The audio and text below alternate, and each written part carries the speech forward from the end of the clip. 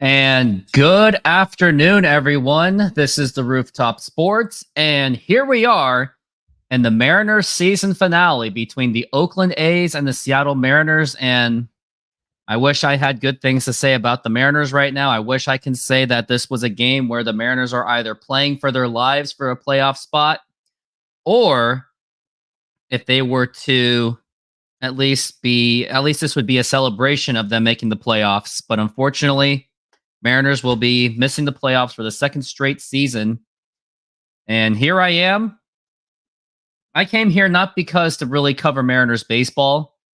I didn't necessarily come here to get more views and keep grinding on the YouTube channel. I came here to thank each and every one of you for being part of my channel, including Daniel Barry Sports Highlights for also being part of my channel. And I really do appreciate all the contributions. I remember when I started the season, I think I can actually go to my advanced analytics and see where exactly I was in the subscriber count. And I guess I will take a look at that and see where exactly I was at. If only I could just find it. All right, let's go to 2024. So when I started the season, it was around May. I was around at 1,400 subscribers, to be exact. Around that time, I was around 1,400. And then towards the end of the season, I am now on the cusp of reaching 2,100 subscribers. So I would like to say maybe around 600 or 700 subscribers were gained since the start of the baseball season. And I am very thankful to each and every one of you for being part of my channel. But here we are for Mariners baseball. And today we've got Mitch Spence versus Logan Gilbert today. Logan Gilbert, who's had an unbelievable year, with the exception of his unfortunate record of 8-12 due to bad run support that he usually gets, or the bullpen just squanders his fantastic start. 213 strikeouts, 37 walks, but he did give up 26 home runs. So he did have an all-star caliber of a season, but unfortunately, his efforts were not enough. Now, Mariners do have something to play for. They, have something to play for 85 wins. And the other opportunity they have is for Cal Raleigh to break Mike Piazza's record for the most home runs as a catcher in the first 4 seasons. Mike Piazza holds it with 92 so far. Cal Raleigh is tied with him. And if right now he's at 33 home runs. And if he hits it to make it 34 home runs, he will break the record owned by Mike Piazza since 1995. So best of luck to Cal Raleigh. That is something I will be paying attention to the most throughout the rest of this game. And around the scoreboard, if I even dare to care about how that is going, if I even dare to care,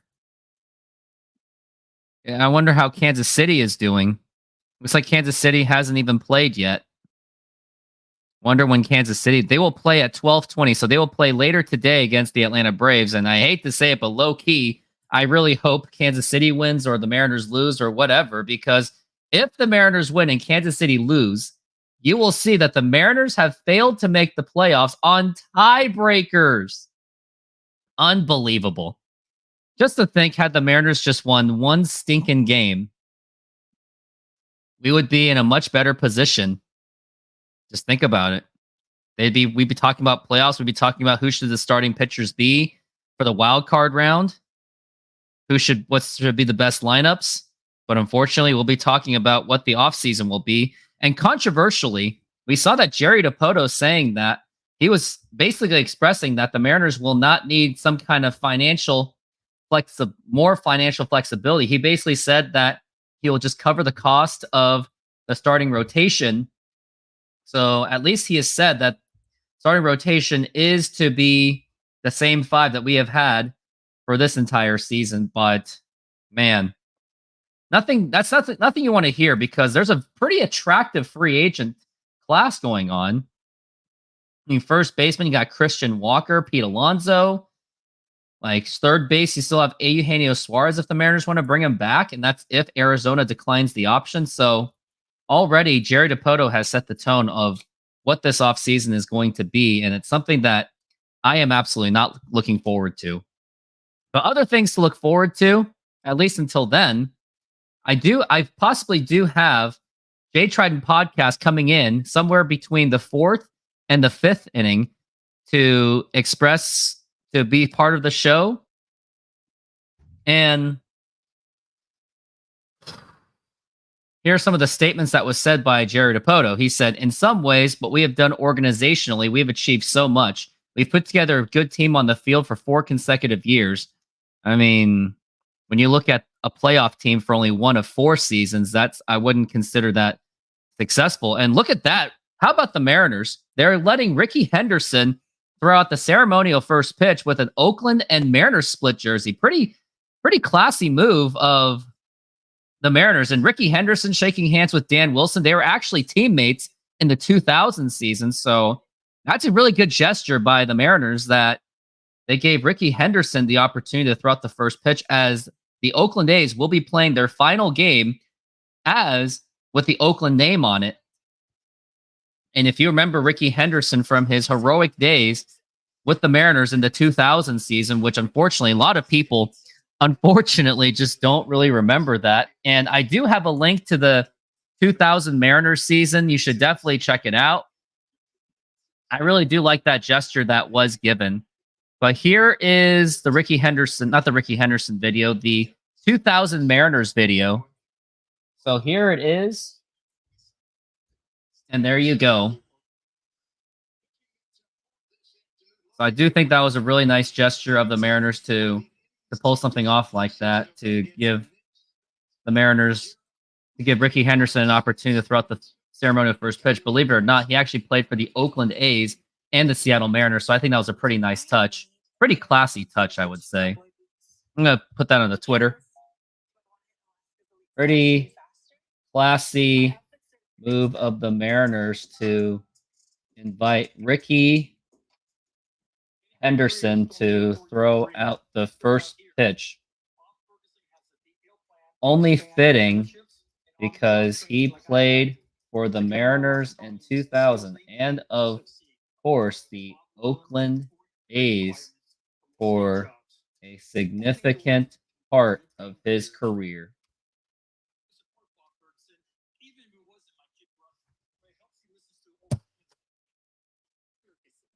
Man, all these Bob Ferguson commercials. We're getting ready for some Mariners baseball real soon. But yeah, I couldn't express it enough that the Jerry Dipoto comments are very concerning going into the next season. He's basically saying that they're not going to spend any more money. He thinks that he's going to be able to do this on the cheap, but this is the free agency where the Mariners really do have to do it, because what about the Yankees? They're going to try to re-up Juan Soto. What about, don't you think that maybe the Yankees will go for other good quality players? What about the Astros? Aren't they going to go for a first baseman? They need a first baseman because they don't really have one. What about the Texas Rangers? They spend money too. So Mariners are going to have to, they have to increase the payroll, but are they going to? Absolutely not, unfortunately. As we're getting ready for baseball, it's going to be 1 minute from now. And here we going to go. It's going to be a long way until we see it's like a minute away. It feels like it's going to be an eternity until Mariners baseball begins.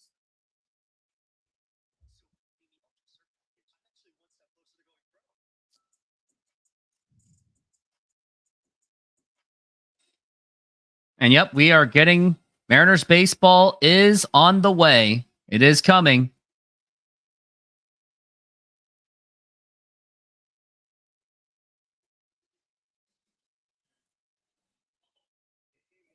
Yep, this is the game 162 for the Mariners, and of course, unfortunately, the Mariners will not be going to the playoffs, which is very tragic, unfortunately, because we all wanted to see it happen. But unfortunately, it will not happen this time around. And for the second straight season, they will be failing to make the playoffs, which is unfortunately very tragic. And there are some Oakland A's fans showing up for their final game to show their salute for Oakland. Pretty difficult season for the Oakland A's, and they're showing Dave Henderson and Ken Griffey Jr. They're showing nostalgic pictures. They should probably keep up to date like I do. Maybe I should have put in the Ricky Henderson thumbnail rather than the Mariners thumb. I don't know. I don't even know what I'm talking about. We got JJ Bleday leading off, then Brent Rooker, Tyler Soderstrom, Seth Brown, Zach Geloff, Tyler Nevin, Kyle McCann, Dawes Cameron, son of Mike Cameron, and Nick Allen. Those are going to be the guys for the Mariners today. Yep, I said it too. And we got Logan Gilbert on the mound. 32 starts, 8-12 with a 3.33 ERA. He's got 203 innings pitched, 37 walks, and 213 strikeouts. I'm pretty sure that is his career high. I got to tell everyone that I am live for my show right now.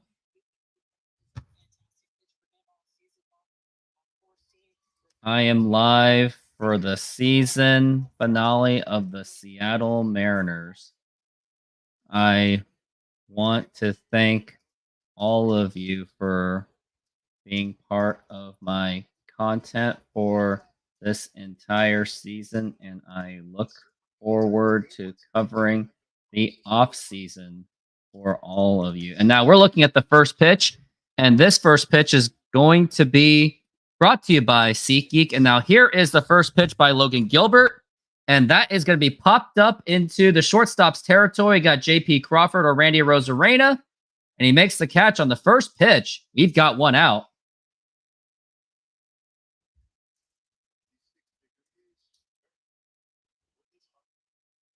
Calming winds today.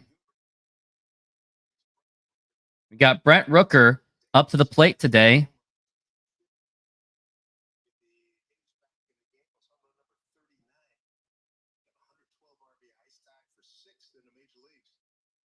Now the pitch. Now here's a ground ball foul. I would imagine if this is maybe going to be a bullpen day, maybe Logan Gilbert won't go for that complete game. Maybe they'll give some bullpens some work today. But who knows? What do I know? I am not the manager. And now Brent Rooker, 1 for 11 against Logan Gilbert. Now here's the pitch. Check swing. Did he go? He did not. Yesterday, Mariners won with Emerson Hancock's efforts. Got a no decision, but the Mariners did win 7-6 on the walk-off. Brent Rooker batting .295. Mariners really should have tried to trade for him, and they unfortunately refused to trade for him. And now the pitch, and that is going to be low for a ball. That is going to be a 2-1 count on Brent Rooker.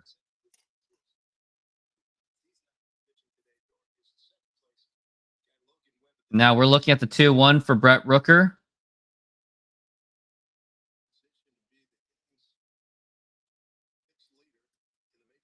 And now here is the pitch. Swing and a miss, strike 2 on a 99-mile-an-hour fastball. That was a blazing one.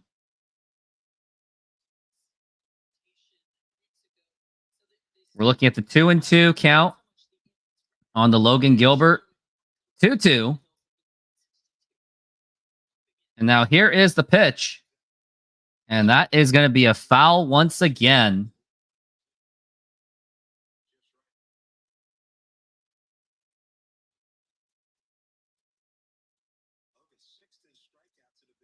Logan 6th in strikeouts in the major leagues. Very successful season for him. And now here is the pitch. And that is a foul ball.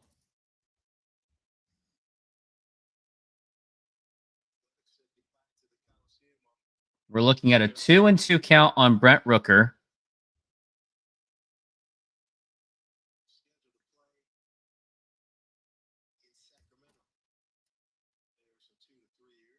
And now here's the pitch. Swing and a miss, strike 3. That was a 100-mile-an-hour fastball. Beautiful pitch by Logan Gilbert. And now we've got 2 outs.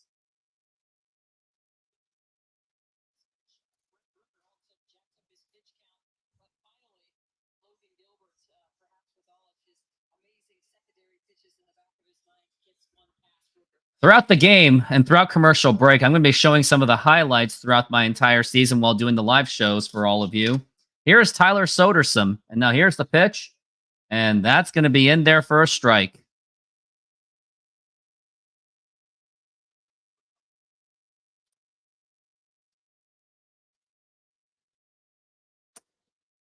And now we're looking at the 0-1. And now here is the pitch. And that's going to be low for a ball. 1-1 the count.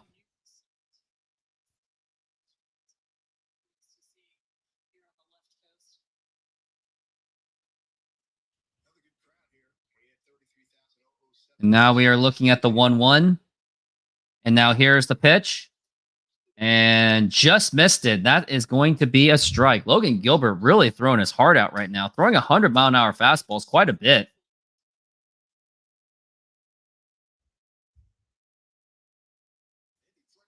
And now we're looking at the 2-1. And now here is the pitch. That is popped up and fouled. Got 2 strikes.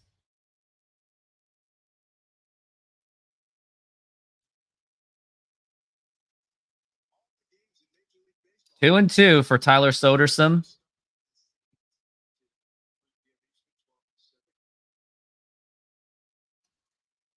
As we're looking at the 2-2 for Tyler Soderson. And now here is the pitch. Swing and a miss, strike 3. That's going to be strikeout number 2 for Logan Gilbert. And that's going to help my fantasy baseball team, which is competing in the finals. We go to the bottom of the first. Absolutely no score. And now I want to do sound check for my show. I got to see if it sounds good, especially when that's strikeout by Logan Gilbert.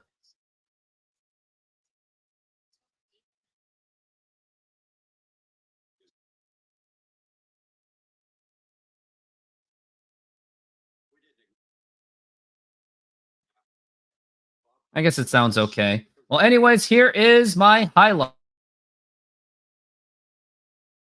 And now here is Mitch Haniger. And now here is a fly ball to deep right field. And that is gone! That's a home run for Mitch Haniger. And now it's a 3-2 game. And I think that was my prediction. No, it wasn't. Dominic Canzone was my prediction. But Mitch Haniger with a 2-run home run. And the Mariners get on the board. It's the Boston Red Sox 3, the Mariners 2. Don't forget to use my SeatGeek promo. SeatGeek is a mobile ticketing app for sporting events, concerts, and other events. They make the buying experience easier by the app ranking each ticket from 0 to 10 to see if you are getting a good deal, and you can see exactly where you are sitting. I regularly use that app, and I have had nothing but a fantastic experience with SeatGeek. Use my promo code RoofTopSports to get $20 off of your first purchase. Link to the code, app, and website will be in the description, so take advantage, and thank you. Yep, and for those that use my SeatGeek promo code, RoofTopSports, I just want to say thank you all for using it. I hope you made it to good use for watching Mariners baseball. And now we are back from the break. We got Victor Robles, Julio Rodriguez, Cal Raleigh, Randy Arozarena, Luke Raley, Justin Turner, Jorge Polanco, JP Crawford, and Josh Rojas. This will be the starting lineups for today. I wonder if there's going to be a lot of moves going on because considering this is the last day of the season, I wonder if there is going to be an opportunity for other players. And as you can see in the background, looks like there are some Oakland A's fans with their sell the team shirts. Unfortunately, that probably will not happen. I mean, unfortunately, the best case scenario for the Oakland A's fans is that they stay in California somehow, some way. Now, here's the pitch. Now, here's a ground ball right to the shortstop. Throw to first. And that is in time, and that will be 1 down.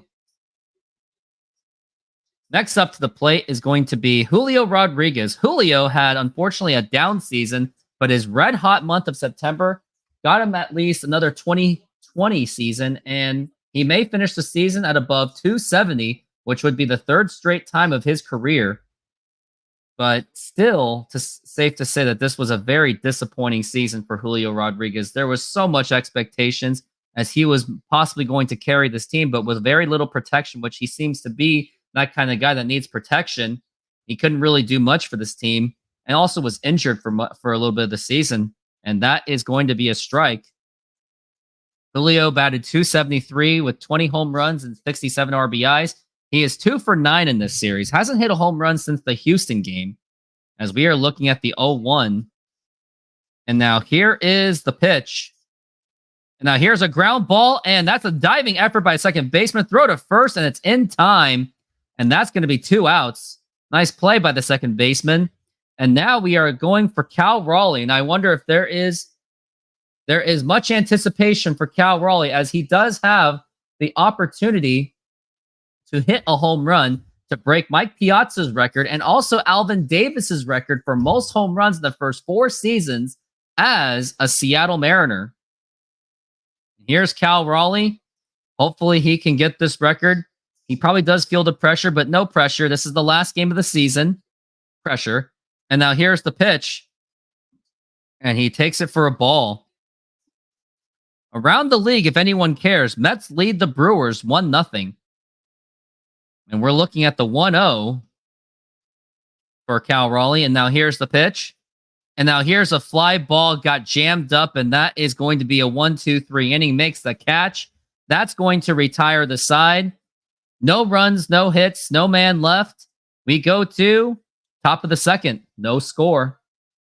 SoFi is an online bank and a personal financing company offering financial diverse products. They hold the naming rights to the home of the Los Angeles Rams and the Los Angeles Chargers, named SoFi Stadium. They offer amazing checking and savings accounts where you can get up to 4.6% on savings accounts. There are no monthly fees to maintain the accounts, and they have over 55,000 no-fee ATMs around the United States. You even have access to a budgeting program, stock trading, and insurance programs. Join SoFi and get $25 for joining and or $25 for opening a stock trading account.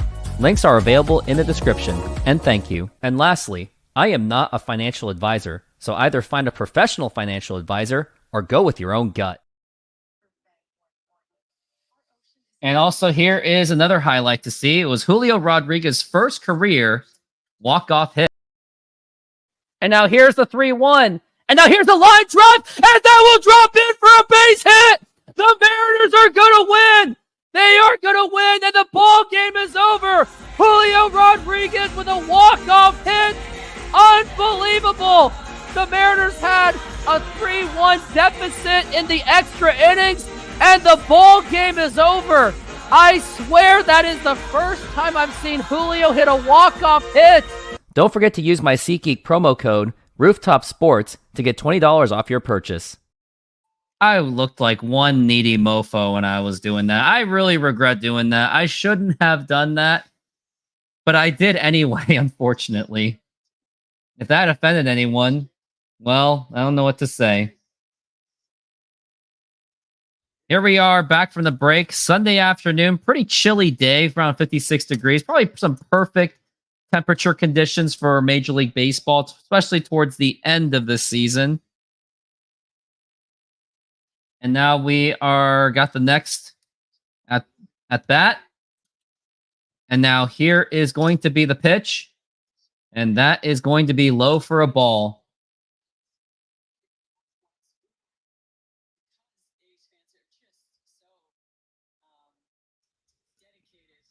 This is Seth Brown as we're looking at the 1-0 count so far. And now here's the pitch. And that's going to be a lazy swing and a miss, and that is going to be a strike one.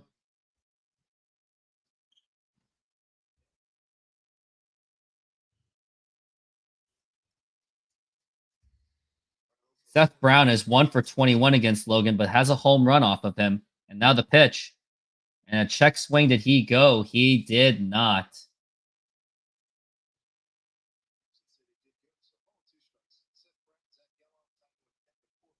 We got a 1-2 so far.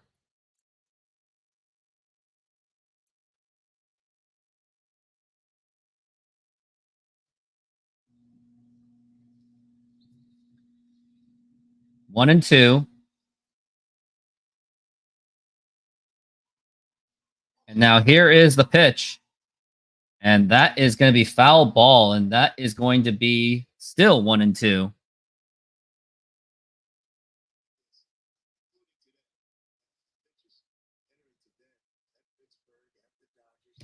As we are looking at the 1-2. And now here is the pitch. And that's going to be low for a ball, 2-2.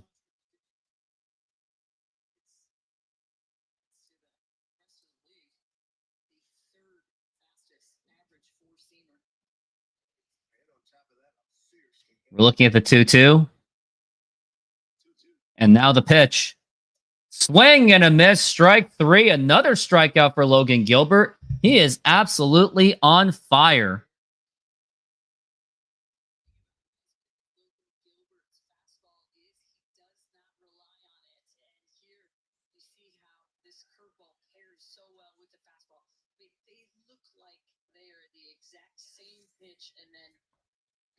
And now we've got Logan Gilbert with one out. He has a career high 216 strikeouts this season. And now here's the pitch. Foul ball by Zach Geloff, and that is going to be 0-1 so far.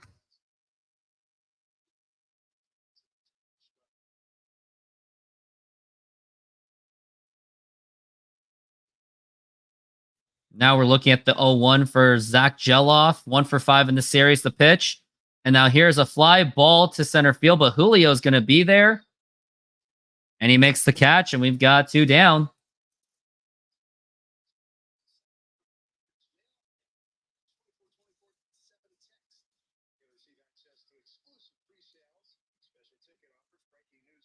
Special ticket offers. We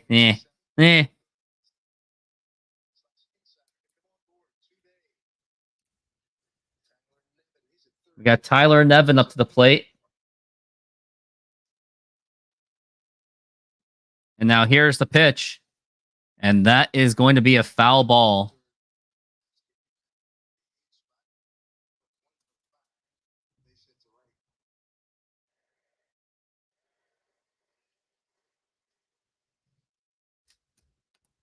Tyler Nevin, 1 for 4 in this series. And the pitch. Swing and a miss, strike 2. And Logan Gilbert's really getting a lot of strikes on these guys. Got three strikeouts so far. He's hoping to go for number 4. And I definitely need to get the strikeouts because right now I am 9 strikeouts behind. And does he have anyone pitching? He has Nathan Eovaldi. And I have quite a bit of starters pitching right now. The pitch. And that is going to be just outside for a ball.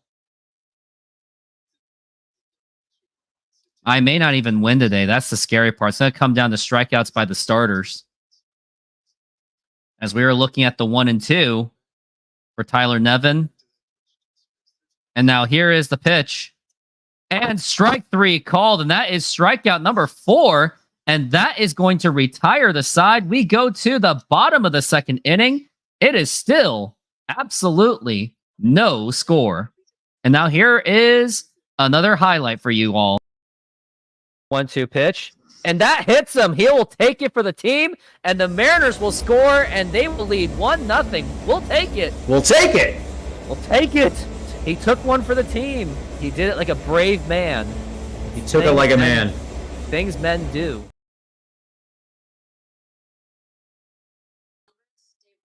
Yep. That was a good one. Are you looking to optimize your office, studio, or man cave? The Glance LED ticker may be for you. It is a customizable LED display providing real-life sports scores, stock prices, crypto, the news, and even the weather. Use my promo code RoofTopSports to get 10% off the purchase, and thank you. Yep, use that promo code RoofTopSports for the Glance LED. Should be in the description of my video.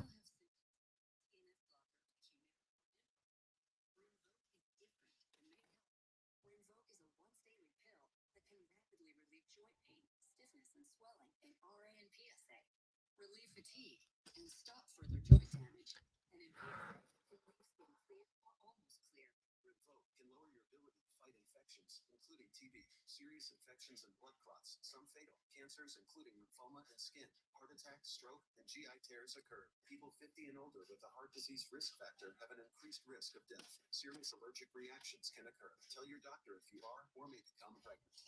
Unsettling? Ask your rheumatologist for Revoke. And take back what's yours. Advi could help you save. This copyrighted telecast is presented by authority of the Seattle Mariners and may not be reproduced or retransmitted in any form. And the accounts and descriptions of this game may not be disseminated at the express written consent of the Seattle Mariners. Leads it off. And now the pitch to Rosarena, and that is going to be a strike.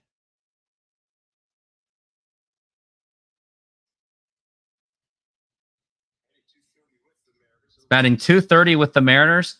Looks like, according to Jerry Dipoto, he's expected to be back on this team. And Royals are up 3-0, so at least I won't feel as Mariners won't feel as guilty if they win this game. As we were looking at the 1-1 and the pitch. And that is going to be low for a ball. 2-1 on Randy Arozarena.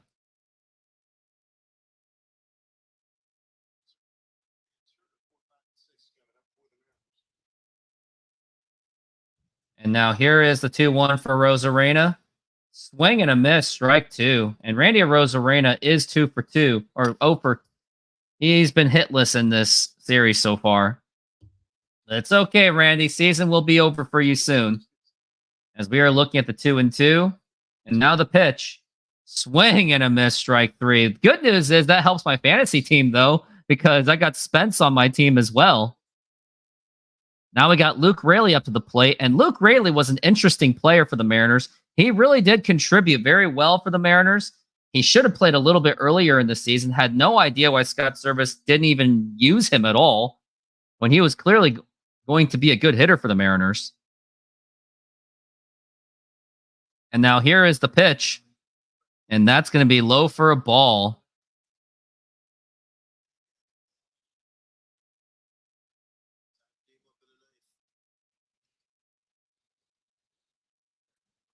And now we're looking at the 1-0 pitch to Luke Raley, who is 2 for 3 in this series. Been playing very well in this series.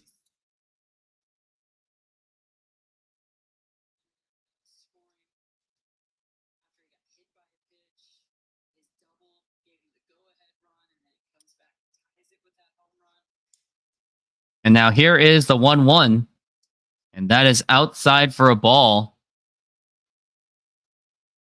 As we are looking at the 2-1 count. Got a comment in here. Got Jared. Body turquoise yoga pose.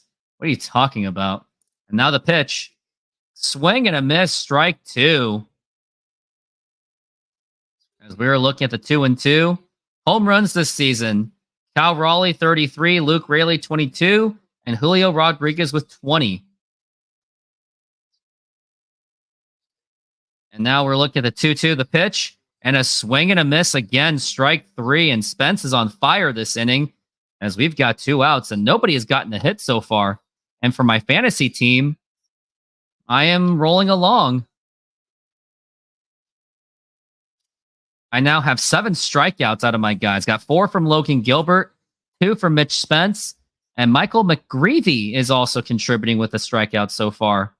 And I'm getting close. I'm just 5 away, down 5. The pitch, and that's going to be in there. That's going to be outside for a ball. This is Justin Turner, who the Mariners traded for at the trade deadline, and he has contributed to the Mariners very well, best that he possibly could.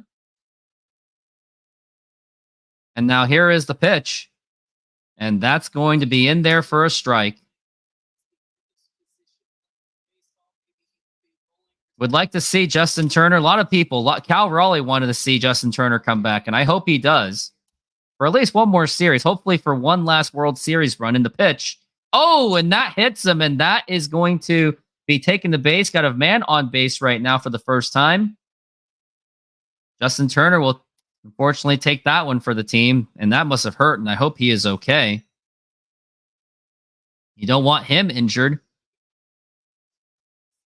At least it hit him in the pad somewhere, so it was well protected.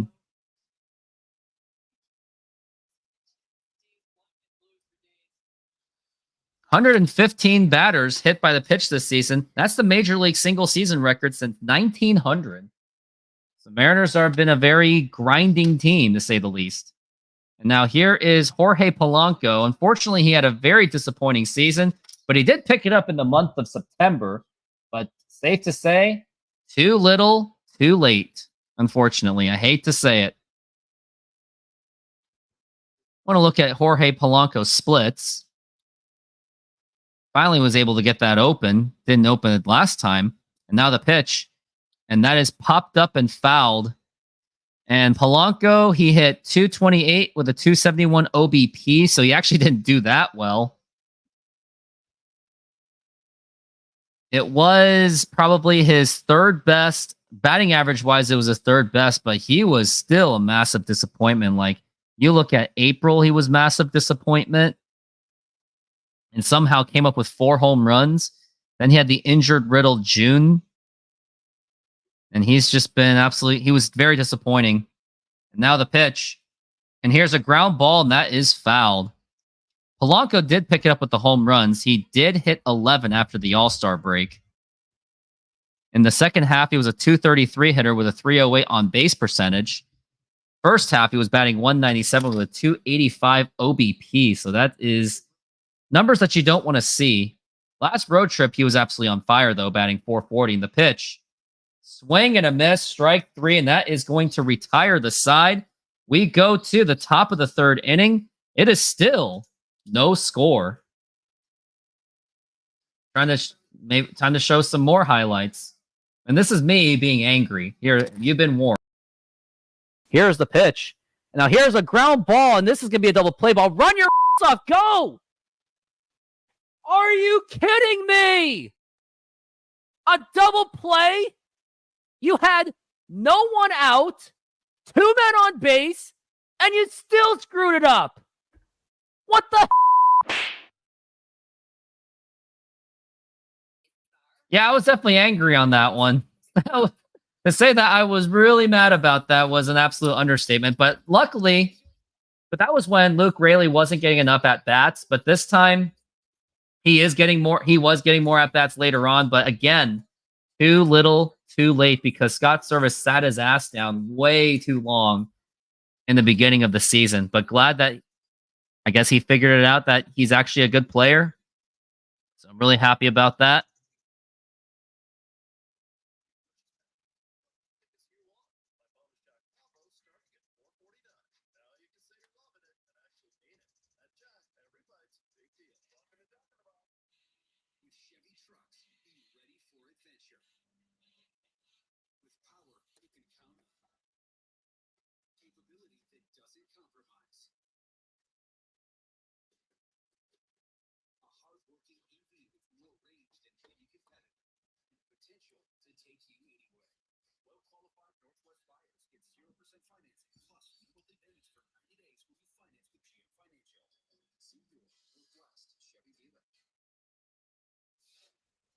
And we are back from the break. Mariners season ticket memberships on sale now. Nope, I'm going to have to decline. Don't really have a reason to get the season tickets because 1, too much, and 2, I mostly won't do the games here at home. And the pitch. And that's going to be in there for a strike as we're looking at the 0-1 count. Logan Gilbert has been pitching very well as we are looking at the 0-1 for Kyle McCann. And now here's the pitch. And that's going to be way low for a ball. And that's going to be a 1-1.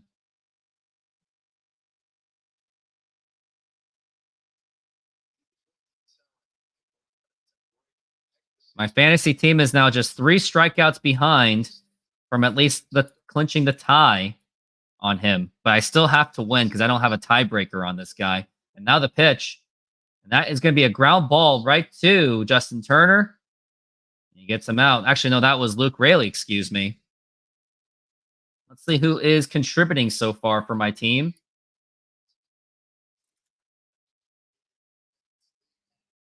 I got Mitch Spence with 2 strikeouts, Logan Gilbert with 4, and Michael McGreevy with 1.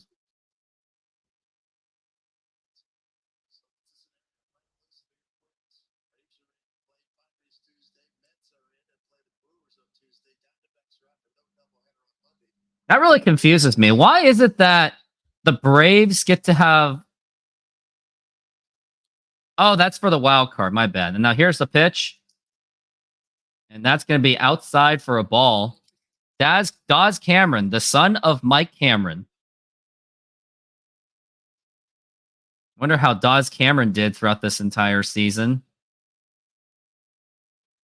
Dawes Cameron was a 202 hitter, unfortunately. Didn't really do much for the team. And that's going to be low for a ball, 2-0. Dawes Cameron, 202 with 5 home runs and 15 RBIs.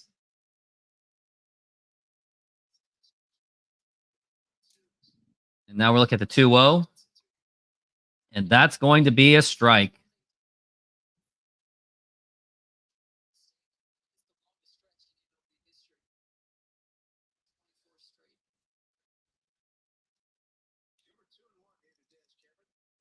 We're looking at the 2-1. And now here is the pitch. And that is a foul ball. Going to be a strike 2 on Dawes Cameron.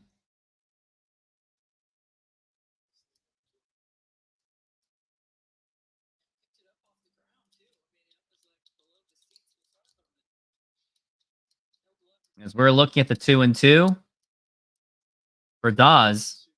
And now the pitch.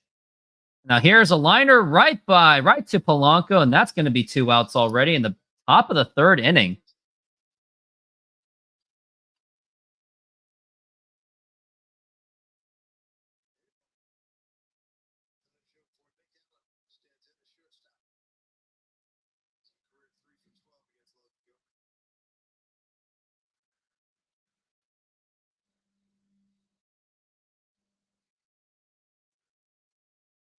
Now we got Nick Allen. And now the pitch. And that's going to be popped up and fouled.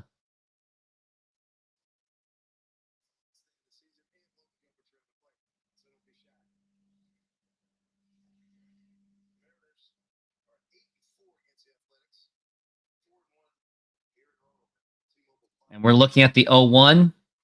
And now the pitch. And that is going to be outside for a ball.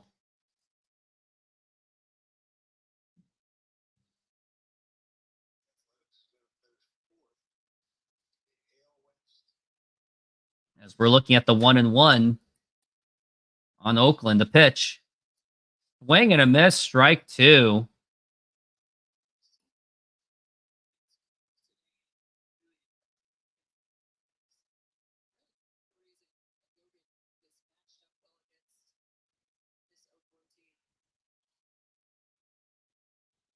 Now the 1-2 pitch. And now here's a fly ball left field, but Randy Arozarena is there and he makes the catch. And again, another 1-2-3 inning. Unfortunately, I didn't get a strikeout out of it, but Logan Gilbert is absolutely on fire. He's dealing, but now the Mariners offense is going to have to step up even further. SeatGeek is a mobile ticketing app for sporting events, concerts, and other events. They make the buying experience easier by the app ranking each ticket from 0 to 10 to see if you are getting a good deal, and you can see exactly where you are sitting. I regularly use that app, and I have had nothing but a fantastic experience with SeatGeek. Use my promo code RoofTopSports to get $20 off of your first purchase. Link to the code, app, and website will be in the description, so take advantage, and thank you. And now here is the pitch. And now here's a ground ball. Gonna be a double play ball. Run your off, France. What the f? Are you serious? Again? Another double play? Again?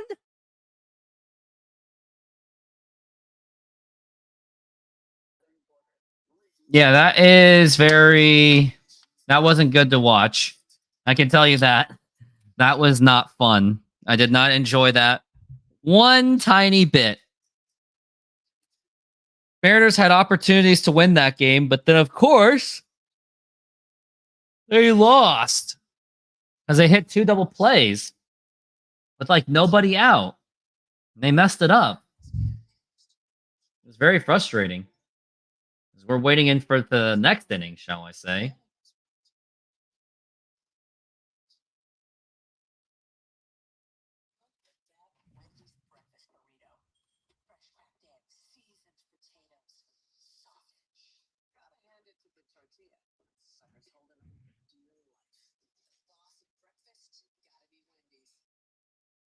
Wonder how my fantasy baseball team is doing. I'm curious about that.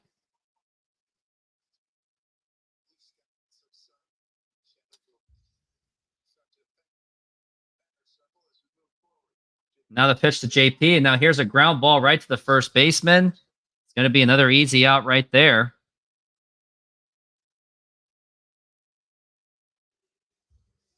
And for my fantasy team, for football, my tight end is doing absolutely jack squat. And my Steelers defense is doing absolutely nothing. But I have a whole set of lineup coming up. Josh Rojas is now up to the plate, and it's going to be interesting what the Mariners are going to do with Josh Rojas, because he had a pretty underwhelming season for the Mariners. Batted .227, 8 home runs and 31 RBIs, and you know that is more than a fraction of what. And now here is a fly ball to deep right center field, not deep enough, and that's going to be 2 outs. And nobody has gotten a hit so far out of anyone, with the exception of, well, Justin Turner got hit. But that's about it. Nothing really much doing.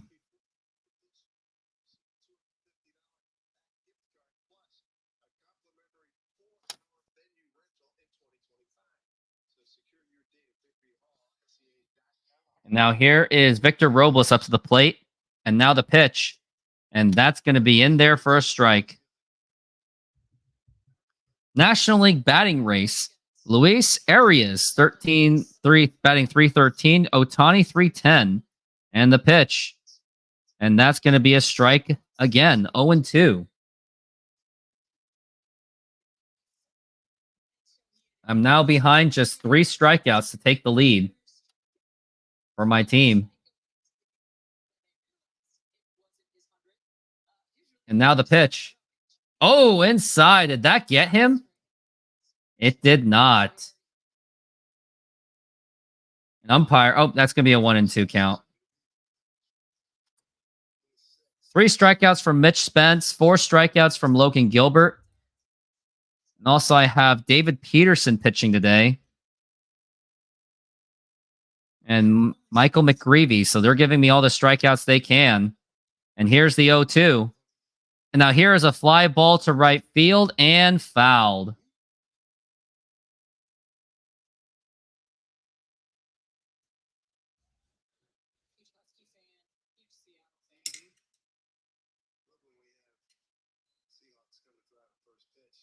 And now we're looking at the 0-2 so far.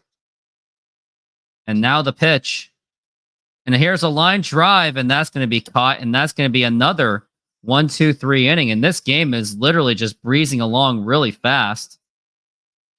We go to the next, this can be the top of the 4th inning. Still no score. Still hoping to see Jay Trident Podcast come onto the show, which we'll see. And now I got to play a Mitch Garver walk-off home run. This was in late April against the Atlanta Braves. And now here is the pitch. And a fly ball to deep left field. And that is gone! The Mariners have won on a walk-off by Mitch Garver. Oh my goodness! 2-run home run! And the Mariners were down 1-0, and the blink of an eye, a home run by Mitch Garver, and that game just turned a complete 180. What just happened? A home run, a walk-off effort, and he slams his helmet down, and the ball game is over. What a game that was when the Mariners were down to Atlanta 1-0, and they found a way to win. Unbelievably.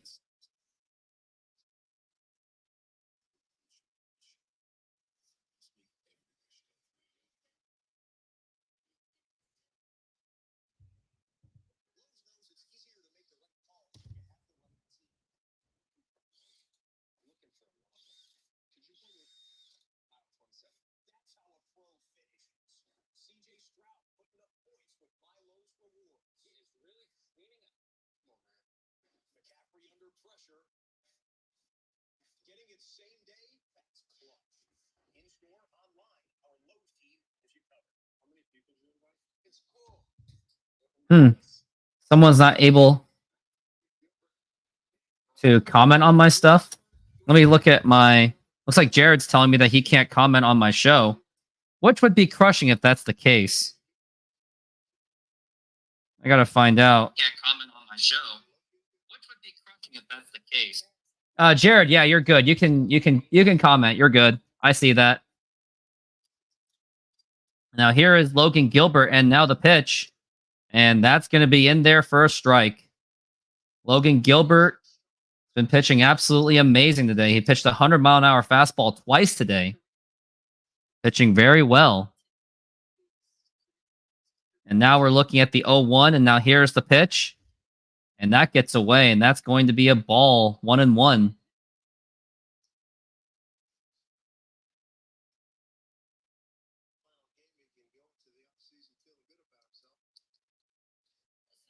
Logan Gilbert's been pitching absolutely fantastic today as we're looking at the 1-1. And now here's the pitch. And that's going to be a curveball, but that's going to be low for a ball, 2-1.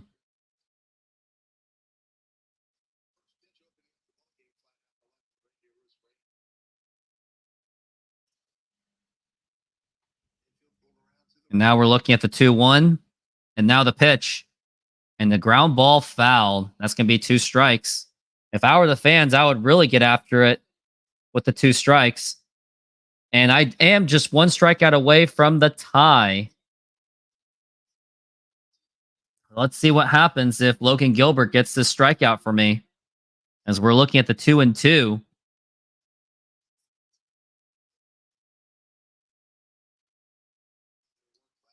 And now here is the pitch. Low for a ball, 3-2.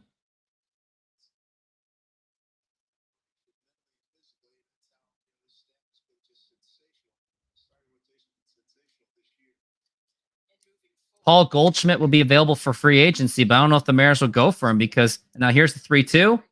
Check swing. Did he go? Yes, he did. And that is going to be a strikeout for Logan Gilbert. And that is going to be, well, I would have tied, but then Nathan Eovaldi got a strikeout. So that's not going to help me at all, as he got his 2nd strikeout against Anaheim. Of course, it's the Anaheim Angels. I was really close for the tie. Now we're looking at Brent Rooker up to the plate. And now here's the pitch. And that's going to be low for a ball. Just need any kind of strikeouts.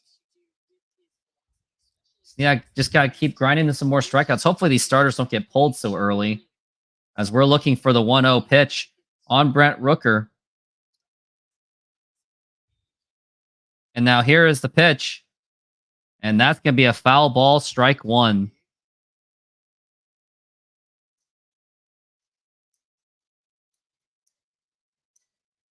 I think Dan Wilson would actually let him finish, and I hope he lets him finish, but I don't know. I can't really predict anything, as we're looking at the 1-1 for Brent Rooker and the pitch. Oh, inside, that nearly got him, and that's going to be a 2-1 count.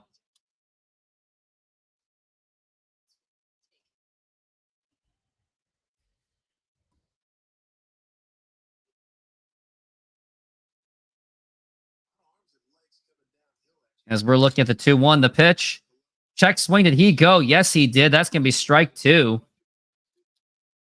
If I'm the fan, you should really go after it with the cheers when on 2 strikes. And yes, they are. They are really encouraging it because Logan Gilbert is just on fire today. And I hope he continues this. And now the pitch. And that's going to be low for a ball. 3-2 onto Brent Rooker. Or these days, it's like March 24th. We have to save him for... I get what you mean. Yeah, Jared, I know what you mean. As we are looking at the 3-2 pitch, 3-2 count. And now the pitch. And that is going to be popped up. Could be some trouble. No, not trouble. Robles makes the catch, and that's going to be 2 down.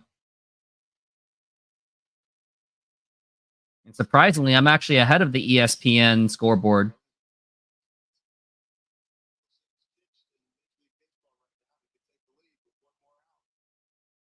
And I hope the Mariners don't pull him. If they do, I will be devastated.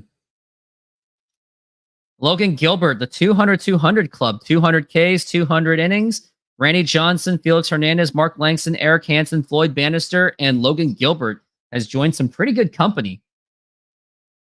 And now here's the pitch. And that is going to be outside for a ball.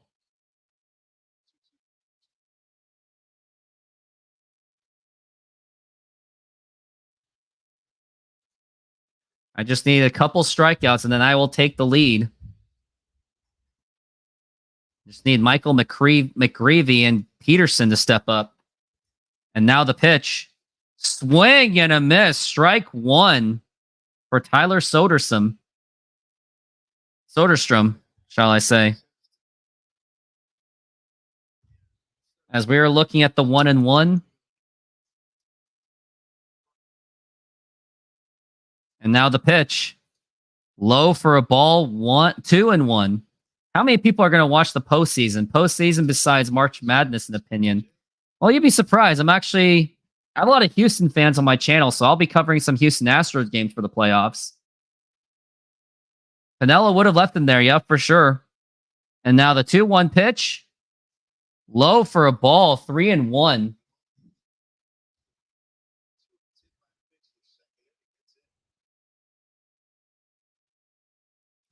As we are looking at the 3-1 count on Tyler Soderstrom.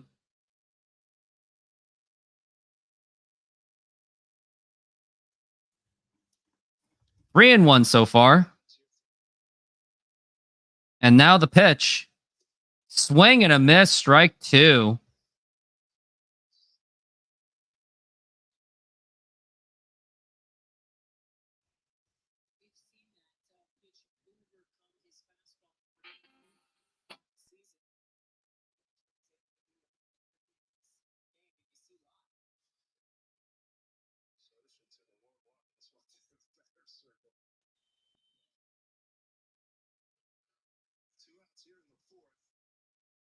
We're looking at the 3-2. And now the pitch. Swing and a miss. And that is going to be strikeout number 6 for Logan Gilbert. And I wonder if I have tied this game. I have taken the lead. I have taken the lead in fantasy baseball. And this game just continues to go down to the freaking wire. It really does.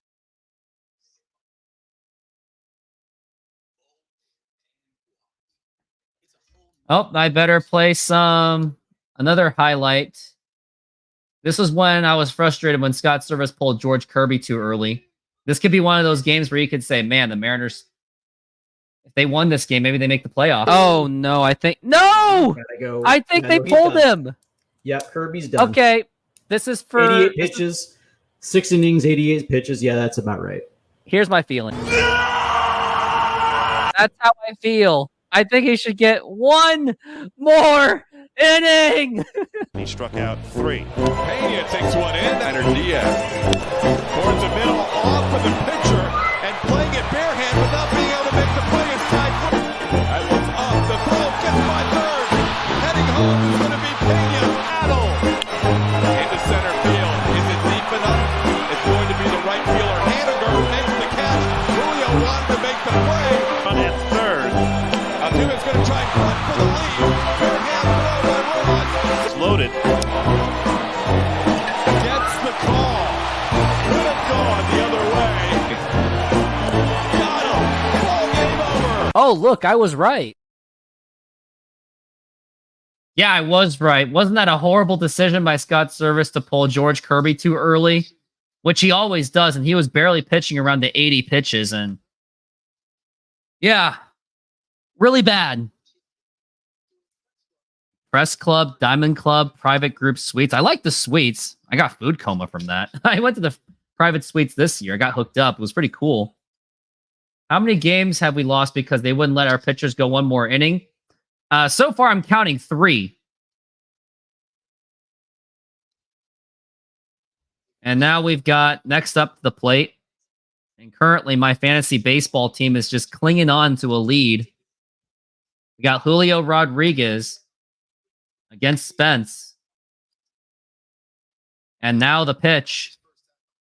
Swing and a miss. Strike one.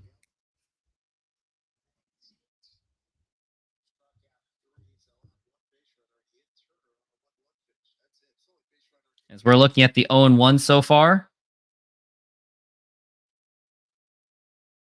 And now here is the pitch. Swing and a foul ball. That's going to be a strike 2. Yep, Jared, you are correct. Mariners really messed that up. Like Scott Service kept refusing to let his starters finish, especially when they were dominating, and they still pulled them. Just audacity. As we are looking at the 0-2 so far, Julio has a higher barrel rate than average, which you would expect. We're looking at the 0-2 so far. And now here is the 0-2 pitch and a foul ball.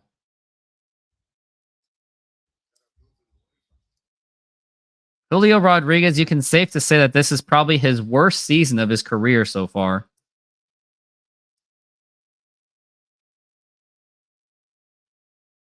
And now here's the pitch. Swing and a miss, strike 3. And that actually helps my fantasy team, so I'm actually happy about that. Now I have a clear lead with the strikeouts so far, as everyone else is dealing the strikeouts. Logan Gilbert, Mitch Spence, Michael McGreevy, and all the other opponents got is Nathan Eovaldi. He was not... Yep, so I'm winning. And now here's Cal Raleigh. He has an opportunity to make history. The pitch, and that is going to be a strike.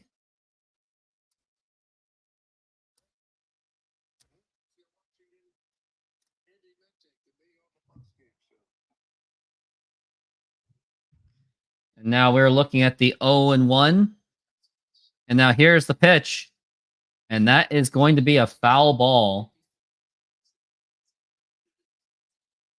On this day in baseball history, Expos played their final game with a 9-1 loss to Florida.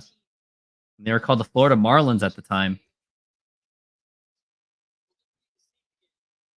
And now here's the pitch. And now here's a line drive, and that's going to be a base hit. Was not a home run, but the no-hitter is broken up, and that is going to be Cal Raleigh at first base with a single. Didn't get the home run, but he did get a hit. Randy Arozarena is up to the plate.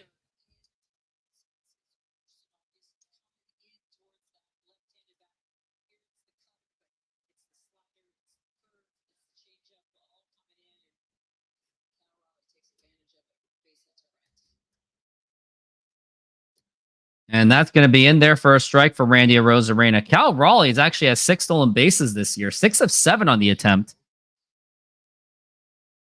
Maybe Jay Trident Podcast is probably coming in the 5th inning, but I would like to have some kind of collaboration before the season's over. The pitch to Arozarena, and that's going to be up high for a ball.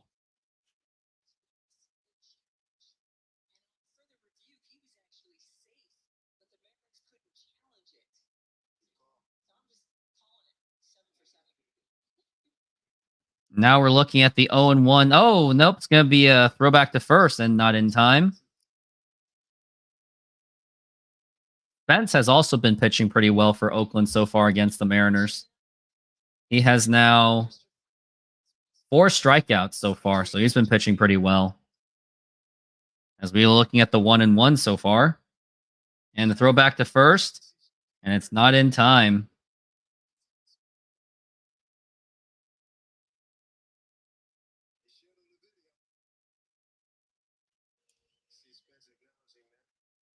As we're looking at the 1-1. And that is a strike to Randy Arozarena.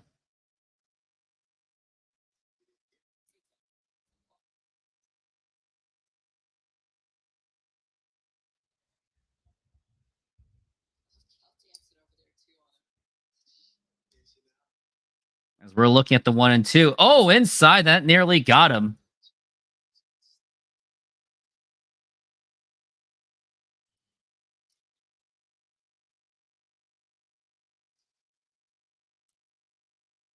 As we're looking at the 2-2. And the pitch. And that's a foul ball.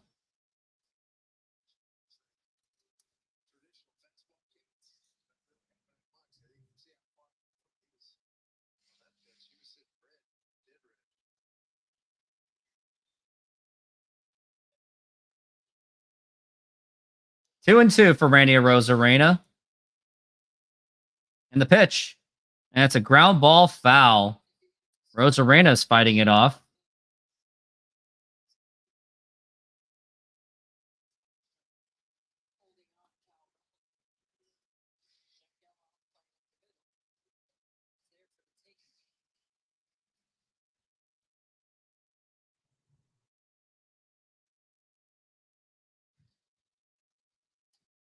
As we're looking at the 2-2.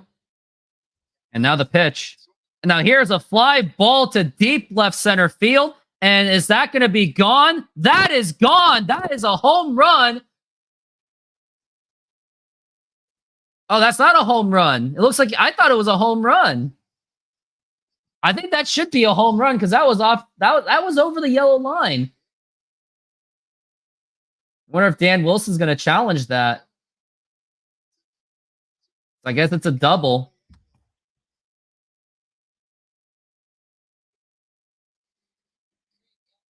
Oh, just right on the top off the top of the wall. I thought that was going to be a home run. So I made that mistake. I'll own up to it.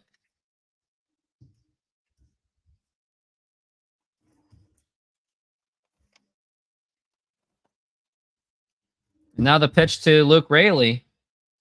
And that is going to be missing for a ball.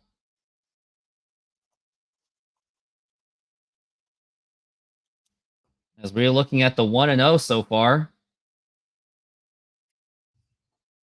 And now the pitch. And that is going to be popped up and fouled.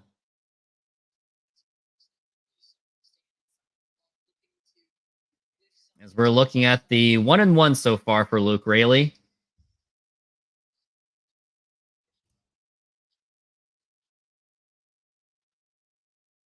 And here's the pitch. Oh, just missed it. And that's going to be a ball, 2-1.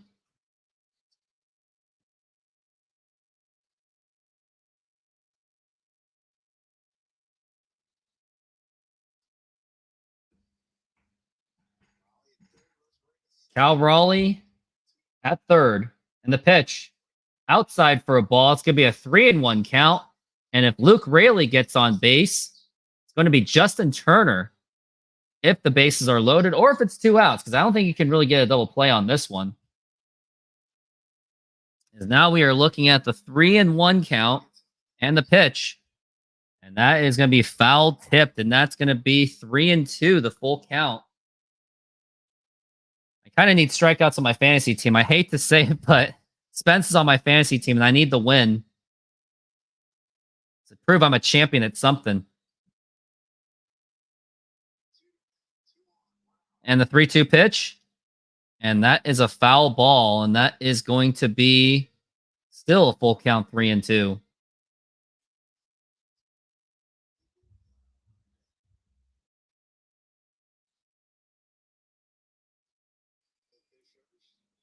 As we are looking at the 3-2.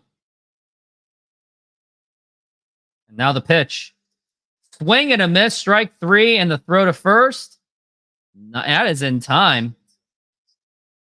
Wonder if, oh yeah, with Cal Raleigh's feet, that wouldn't have been possible. So that's going to be a strikeout. And that's still going to help. That will help my fantasy team very significantly, as now I have a 3 strikeout lead. Mitch Spence is absolutely on fire. And now we got Justin Turner, who's got an opportunity to drive runs in. Just to think that the home run was taken away just barely. And the pitch. And that is going to be low for a ball.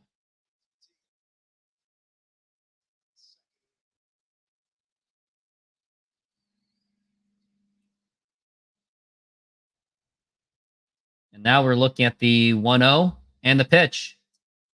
Outside for a ball.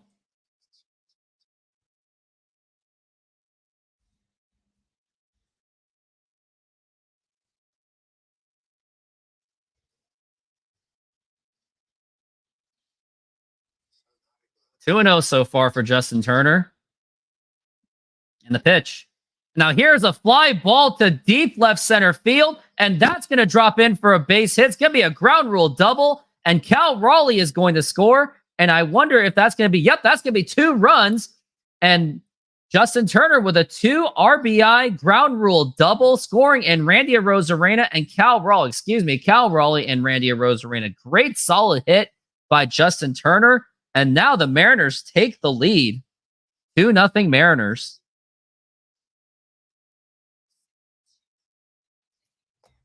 That was a beautiful hit right over the head of Dawes Cameron, which went right over. He's got 53 pitches for Mitch Spence so far. And this is exactly what we need for next season. Give Justin Turner another year. Sign him on a cheap contract. You don't have to give him much. Just give him 1 year so he can be a part of contributing to a possible World Series run next year if the Mariners do load up and get better, which they absolutely do need. They desperately need to get better. I did not want to stand pat with this team, just like how much I didn't want to stand pat with 2023, but then they regressed it even further. And now here's Jorge Polanco up to the plate. And now the pitch. And that's going to be in there for a strike. Mariners now have a comfortable 2-0 lead so far as of now. Well, maybe you wouldn't say comfortable, considering the tough game they had yesterday. 16 home runs for Jorge Polanco. Still a down year that he had, unfortunately. The pitch. And now here is a line drive, and that's going to be caught. Almost look more like a pop-up. And that's going to retire the side. We go to the top of the 5th inning. Mariners now lead 2-0. And now some highlights to show you. And now here is the pitch. And now here's a ground ball, and that gets right through for a base hit. Here comes the run, and the Mariners have tied the game off a single by Josh Rojas. And now we got Ryan Bliss at third base. What a hit by Josh Rojas. It got off of the glove, and the Mariners are back in business. And now it's 2-2. What a hit by Josh Rojas. Just got off the glove of Abreu. You probably got a lot of Houston fans upset about that. When you had no strikes, the 1-2. And that is a ground ball that should score the run. The throw to the plate, not in time. And that's a wild throw. That's going to be another run. Julio's going to go to second base, and the Mariners get 2 runs in there. And the Mariners now lead it 4-2. And Julio does his Michael Jordan shrug. With 35 points, has set. Wow. 4-2. Mariners take the lead on a nice little dribbler by Julio. That was as good as a bunt, and it was a wild throw, and that got 2 runs in.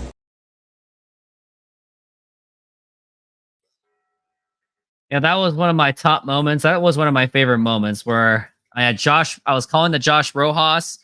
Julio Rodriguez, the only mistake I made, I said throw to the plate. I didn't say throw to first because the game was happening so fast I couldn't keep up with it. But I think you're going to like the next ones better after this next inning. So stay tuned for that. And now I got to find some more other videos.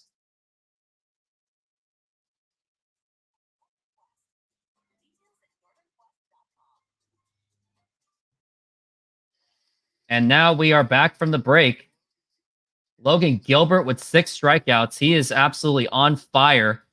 I'm not going to tell you exactly how he's pitching, but he has done well.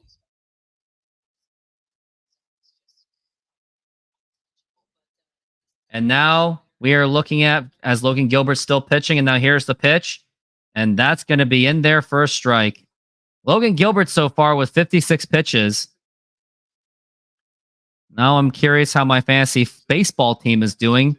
Still have a 3 strikeout lead. Mets are winning, so they're probably going to force another game. The pitch, and that's going to be outside for a ball. Wonder who the guys have for tomorrow. I have Jared Kelnick tomorrow, but that's not going to mean much.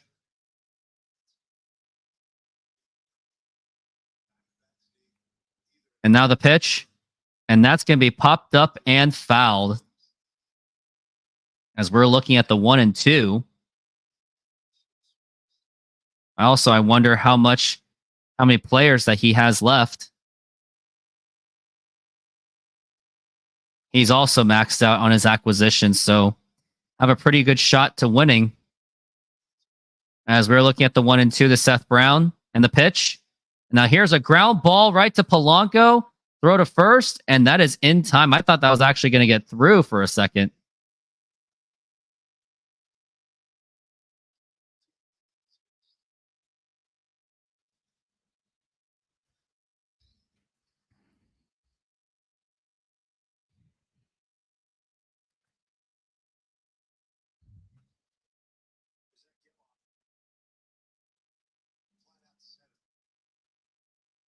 Now we are looking at Zach Geloff.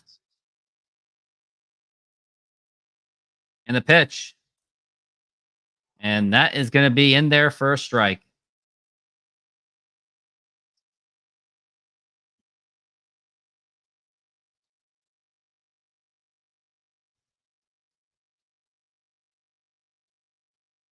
Now here's the 0-1.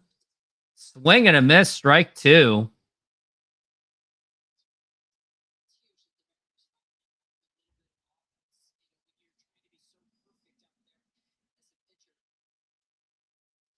We got Edward Bizzardo in the bullpen. Don't want to see that happen. I want to see Logan finish it. The pitch.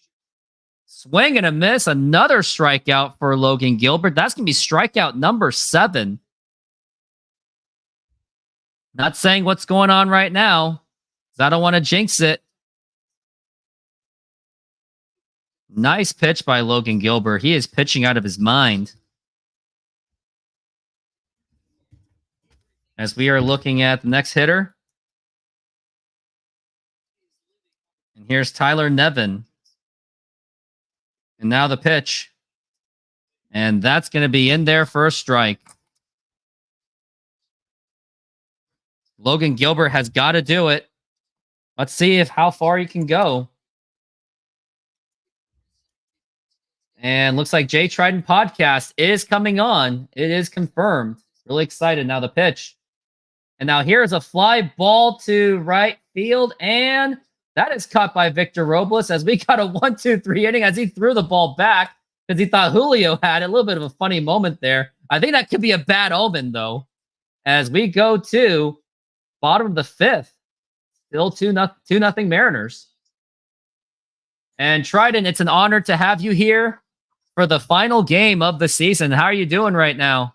Good. I couldn't stay long, but I was like, last game, I just wanted to stop in and commend you for doing all these live streams this year. For anybody watching, just so people know, it's not easy. It's definitely something fun. I know we both enjoy doing it, but it's not. It takes a lot of energy. Still hashtag don't quit our day job. So appreciate you, man. Just wanted to stop in and say, keep up the great work. Don't want to jinx anything going on in this game. It would be a special way to finish it. It really would. And yep, this is my 62nd game of the season. And also I have a surprise for you. I have a video between us, and I think it had some laughs in it. Nice. But here it is. The 0-2, Brennan, line drive, base hit. Boy, I don't. Oh, and it's bobbled out there by Haniger. Just as me and Rooftop talk about how Haniger's more fundamentally sound, that's going to score Ramirez out there because it was bobbled by Haniger. That is so. Just as talking about positive facts, you're going to see me not be positive here. That is so frustrating. You have Brennan 0-2. You can't put him away for the second straight time. And then a base hit. And Rooftop, we were literally just saying how Haniger is more fundamentally sound than Teoscar Hernandez. And that happens. Like, and that's exactly what Teoscar Hernandez would do. Yeah, that was like Teo to a T. You couldn't draw that up any better. It's because we jinxed it. That's why. Don't forget to use my SeatGeek. Oh, man. We're using those words for a long time. We were saying that Haniger was an upgrade. I said it, and I will own it. I am not going to double down on it. I'm going to say that I made a mistake saying that Haniger was an upgrade. Yeah, no, it definitely wasn't. I thought he might be as well, and clearly not. Just kind of funny how that was the first week of the season and we were already screaming at the game. It didn't take long. I think that was the first home series. No, first. Yeah, I think that was the second home series. That's right. Because they start with Boston this year. So it was. And Trident, anything? What did you remember most about this season? Because I know we're going to talk about soon later this week. But anything that stuck out to you this season? As we got JP Crawford, and here's the 0-2. And now here's a ground ball, and that's going to get right through for a base hit, and Crawford gets on base with a single. Yeah, I think just for me, this year's all about this team is struggling to get over the top. And it's really been the theme of the last 2 years is something's missing for this team to go from, competitive, because they're a competitive team. They're not awful by any means. They're probably going to finish 85 and 77, but they need to be better. They need to take that next step. They make the playoffs 2 years ago. They got eliminated. It's like, oh, okay, if this team can take the next step, this might be worth it. But I don't know what the answer is there. But something's got to be done to get this team. The role players they're getting aren't working. The Garvers, the Polancos, the Hanegers for this year at least. They've got to do something to get the right pieces in there to just help get this team over the top. I don't think they're far away, but there's just something there where this team every year is now in one of those tough spots where you're kind of stuck in that limbo of you're good, but not good enough. And that can be a dangerous spot because it buys you hope. You know what I mean? Versus when losing 100 games, but it also kind of it's not enough. I don't know. It's long-winded, but that's kind of my take on this season. It really is. Like, it reminds us of the 90 Seahawks where they weren't atrocious, but they also, there was not much hope to look forward to.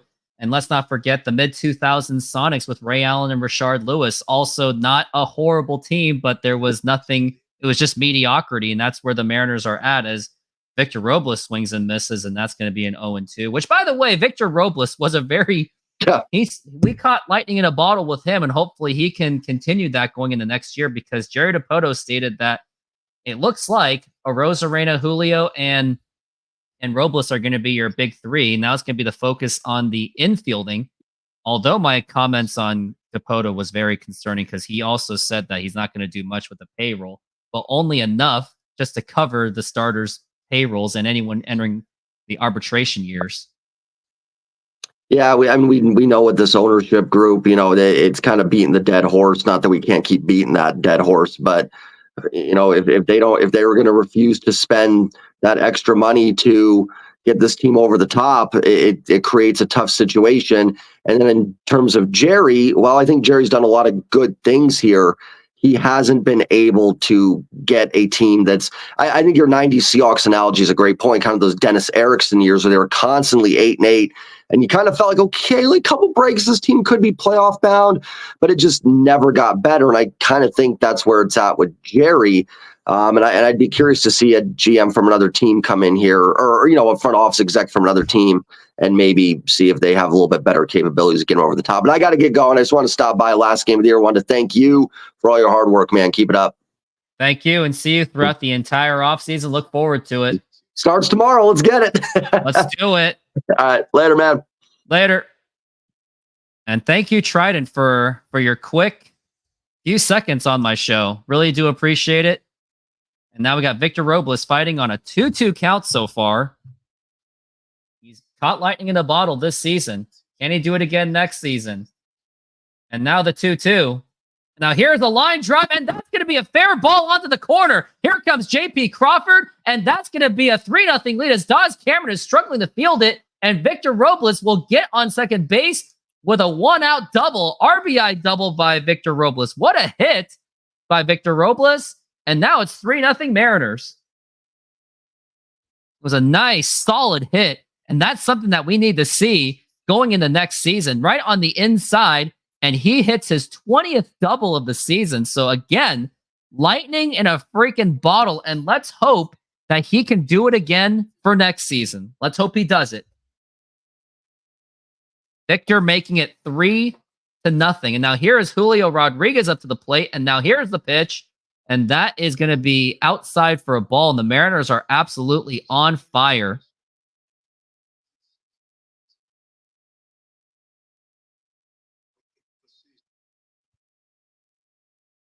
And now we're looking at the 1-0 for Julio Rodriguez, the pitch. And a swing and a miss, strike one.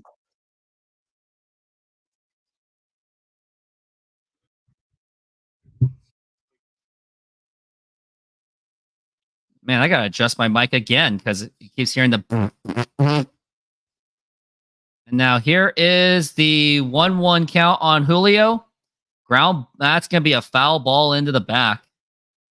And I know I already said it before, but I did attend to 62 games this season. That is a career high for me.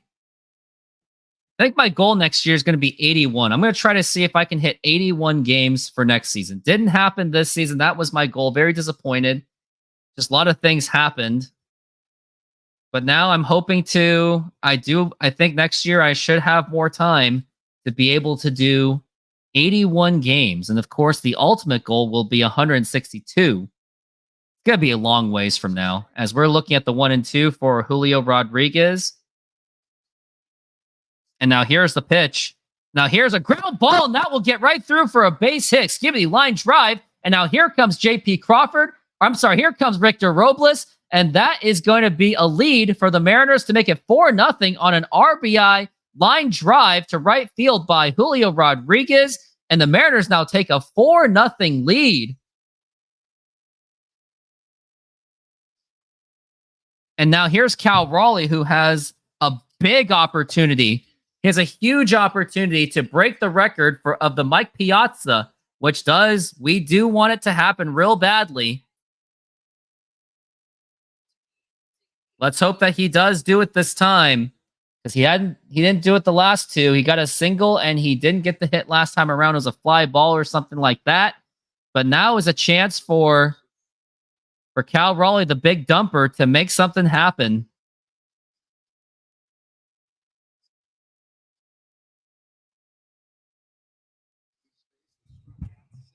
And now let's hope that he can do it. This is his opportunity to break Mike Piazza's record.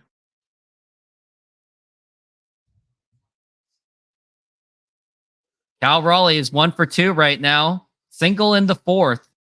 And he did score last time. He's batting .219 with 33 home runs and 98 RBIs. It would be quite fitting if he can get 100 RBIs and break Mike Piazza and Alvin Davis's record. And now here's the pitch. Up high for a ball. And you'd think that Oakland is going to try to pitch away from him, as he doesn't want to be a victim of Cal Raleigh's record. He's certainly not going to hand it to him.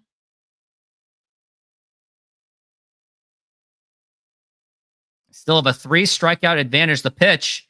And that is going to be a ball for Cal Raleigh. Cal Raleigh's looking at a 2-0 count right now. And now we're looking at the 2-0. Home runs in back-to-back games. Can he do it again for the 3rd time? The pitch. And that is popped up, and that's unfortunately going to be playable. And, not playable. It actually hits the net. So Cal Raleigh will still be alive to get the opportunity to hit that home run. And let's hope that he does so. He definitely does need it. Definitely needs it a lot.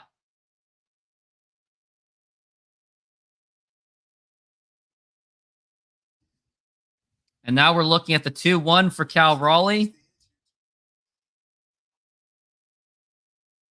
And now the pitch. Check swing and foul ball.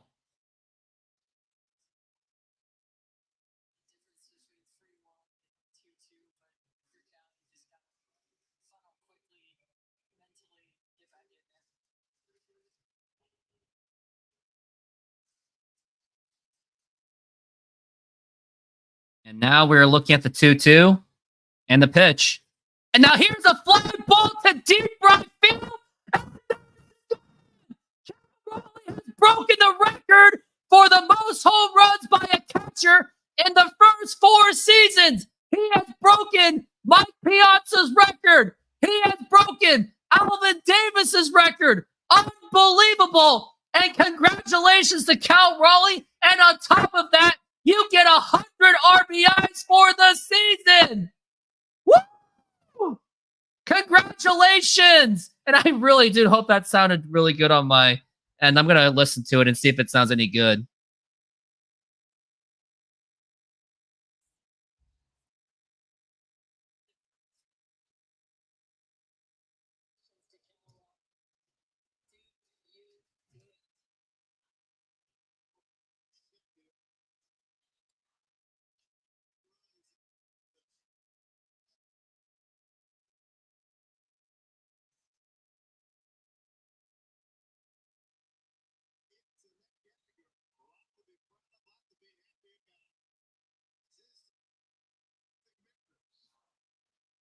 Cal Raleigh in his first 4 seasons, 93.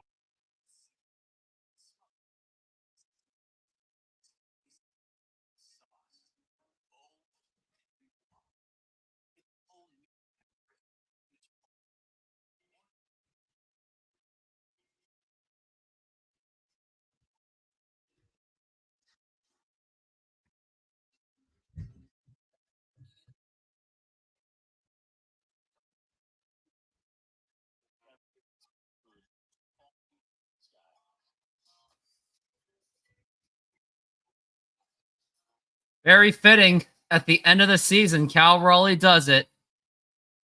And now it's 6-0. That was just absolutely exciting.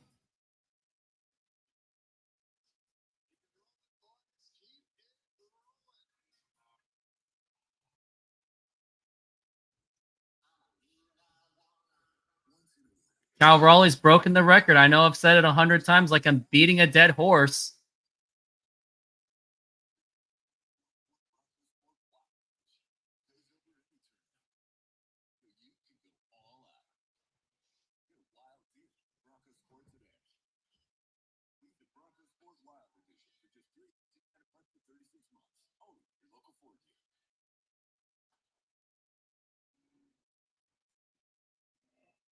And now here is Randy Arozarena up the plate. And now he steps back. He does that as usual. He's got to stop doing that.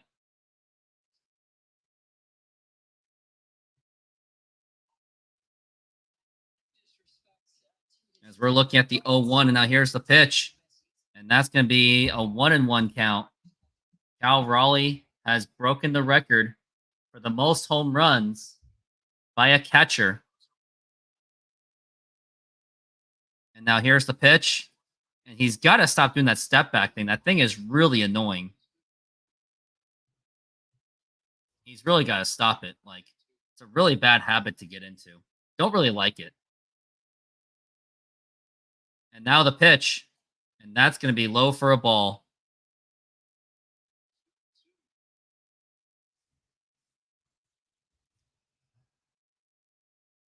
Randy Arozarena working on a 2-2 count so far. 20 home runs and 60 OBR. Pitch. I didn't even say it right. As we're looking at a 3-2 for Randy Arozarena. And fans really on top of it. And now the pitch. Oh, inside, but that is going to be a walk for Randy Arozarena. Still just 1 out so far for this team.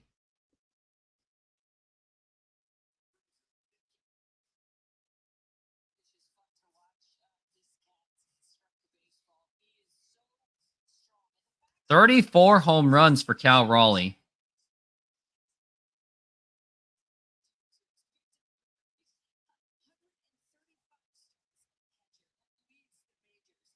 He's broken Mike Piazza's record.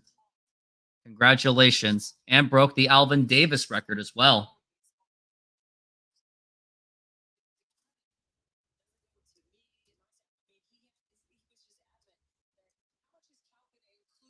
And now we're looking at the 0-1 for Luke Raley. And now the pitch. And that is a foul ball for a strike.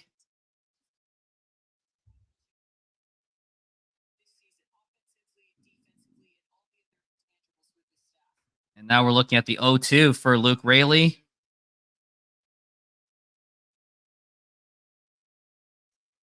And he looks like they're going to be caught on a rundown, is he? Yep, that's going to be out. And Randy Arozarena with boneheaded base running. And now you got 2 strikes on Luke Raley. You still do.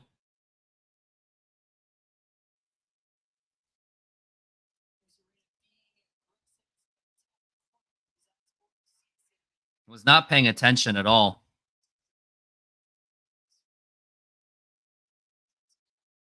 And we're looking at the 0-2 so far for Luke Raley. And the pitch. Oh, that drilled him, and he's going to get to first base.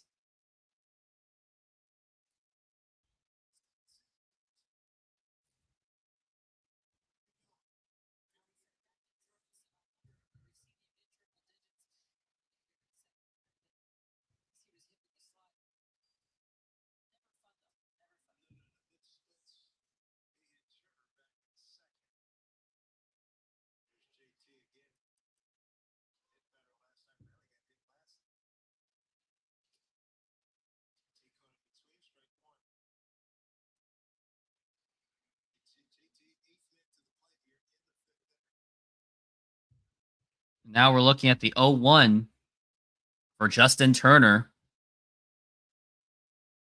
And now the pitch. Inside for a ball. And that's going to be a 1-1 count.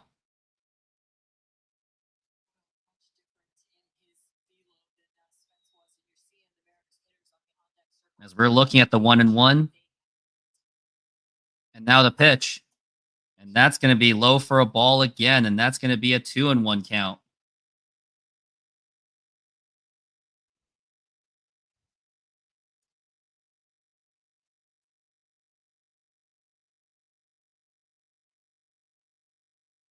The pitch.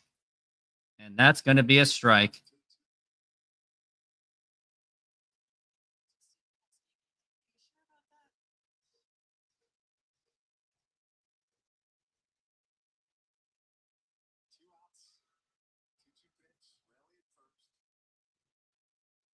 And the pitch. And that's going to get away, but no one's going to move as we're looking at the 3-2 count so far.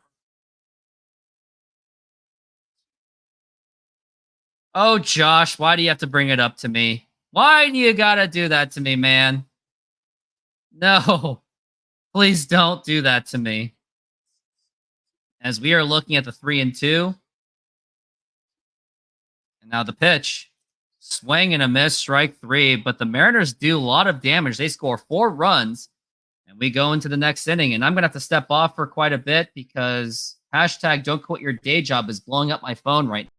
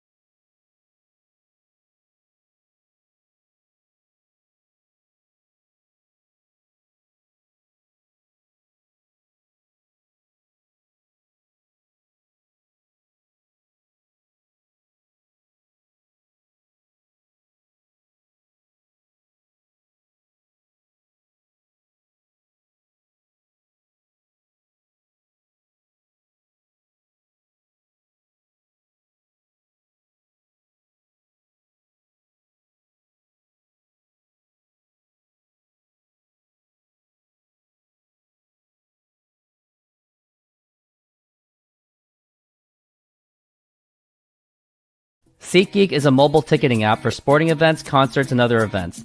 They make the buying experience easier by the app ranking each ticket from 0 to 10 to see if you are getting a good deal, and you can see exactly where you are sitting. I regularly use that app, and I have had nothing but a fantastic experience with SeatGeek. Use my promo code RoofTopSports to get $20 off of your first purchase. Link to the code, app, and website will be in the description, so take advantage, and thank you.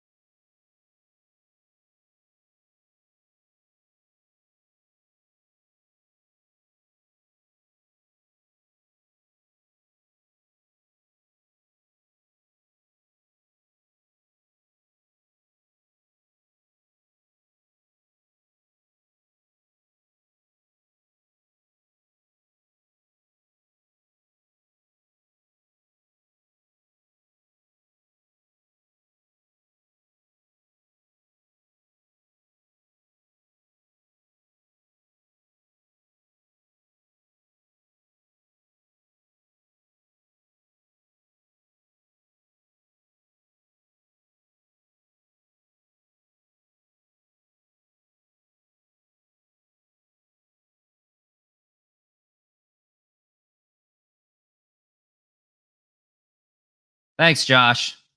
Thanks you did it for me, man. The Texans won today, huh? Wonder how CJ Stroud did for my team because I don't think he really did much for me. He did get me 23 points, so he did do much for me.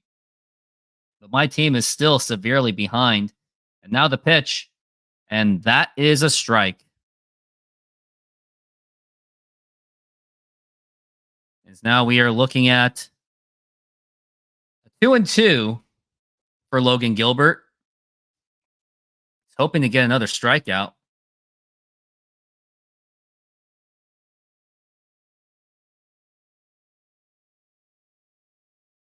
As we're looking at the 2-2. Now here is the pitch. And that is going to be popped up and fouled. And they're really taxing on Logan Gilbert right now.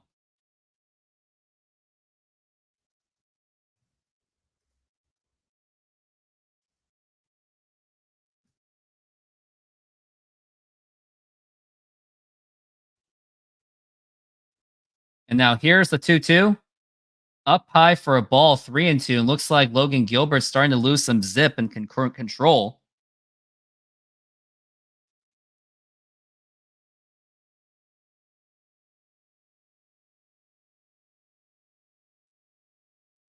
And now the 3-2.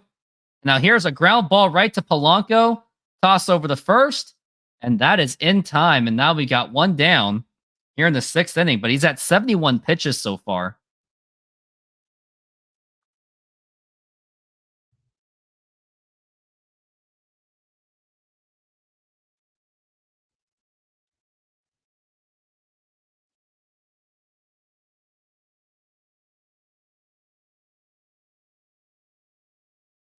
Could have had the Chargers defense today. And now we are looking at the next pitch. And here it is. And that is going to be right to Polanco again. Throw to first in time to get Daz Cameron out. And we've got 2 outs here in the bottom of the 6th inning.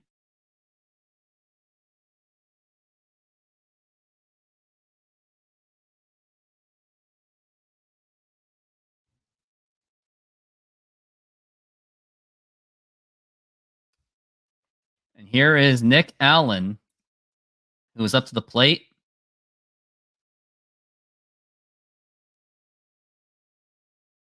And now here is the pitch. And that's going to be low for a ball.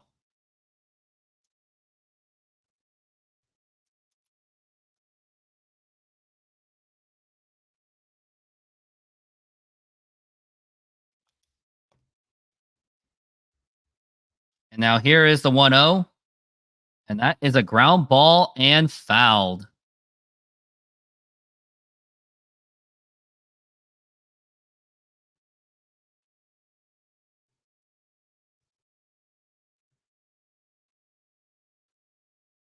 As we're looking at the 1-1 so far here in the top of the 6th inning.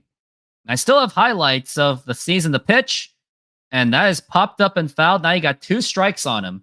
You have an opportunity to get strikeout number 3.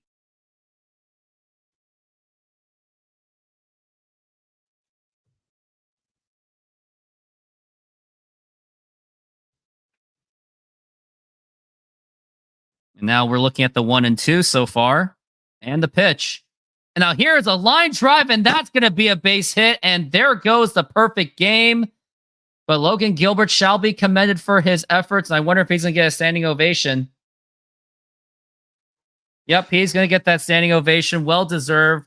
A very valiant effort by Logan Gilbert. Did not work out for him. And looks like Dan Wilson has seen enough. He is going to take him out of this ball game. He finished it strong. Very strong, unbelievable season for Logan Gilbert. And he deserves that standing ovation. He should definitely get it. Had an outstanding effort, had an outstanding season. Unfortunately, his record just did not reflect on it. I don't think he's going to get the Cy Young Award, but I think he should be at least a contender for it. And yep, here is a standing ovation, and I'll do it myself.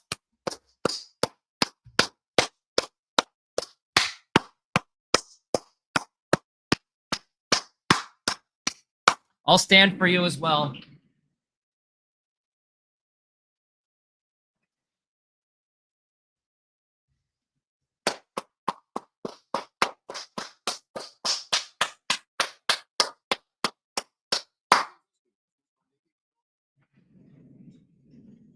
And a good way to send off Logan Gilbert for the rest of the season. Hopefully he will be a Mariner for long years to be there. very disappointing that Logan Gilbert didn't get the record that he deserved. Should have been much more than 8 wins. Also disappointing he's not going to finish with a perfect game. But it happens. It's unfortunately baseball. But he gave more than an outstanding effort. To say that it was an outstanding effort would be an absolute understatement.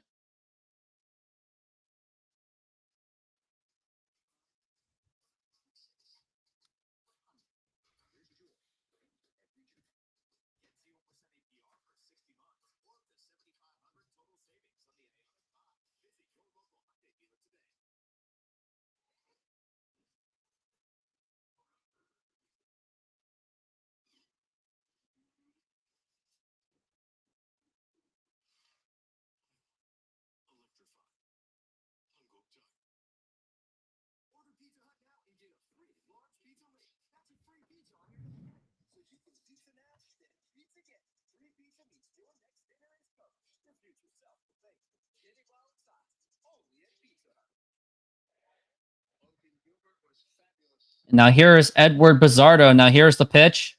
And that is going to be a strike.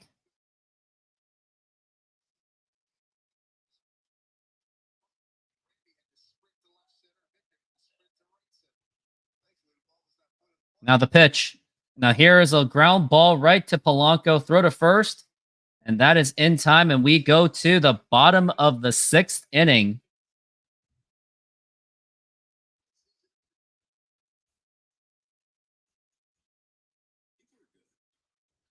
And now let me show you my highlights from the season thus far.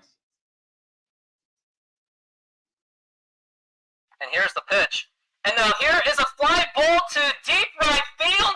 And that is good! The force is strong with Luke Raley. And that is a home run, and the Mariners get on the board. Jay Schroeder, you said it, that Luke has to hit a home run. And look, it did happen. And the Mariners take a 1-0 lead. The force is strong with this one. Luke, you used the force, and... Great shot, kid. That was 1 in a million. Remember, the force will be with you, always. And the pitch. And that is a line drive, and that's going to drop in for a base hit. What? Yahoo! Look out. Is Luke Raley going to run home? You're all clear, kid. Now let's blow this thing and go home. He is the throw of the plate. And it is not in time. The Mariners have won. It is Luke Skywalker who has scored, and the ball game is over. Great shot, kid. That was 1 in a million. Remember, the force will be with you, always. The Mariners have won. The force was strong with this one. And the ball game is over. It was Luke Skywalker. It was Mitch Haniger, Han Solo, who shot down Vader's TIE Fighter. And he said, "You're all clear, kid. Now let's blow this thing and go home." And I couldn't help myself. I just had to do it. It was Star Wars night. That's why I did it. I just had to.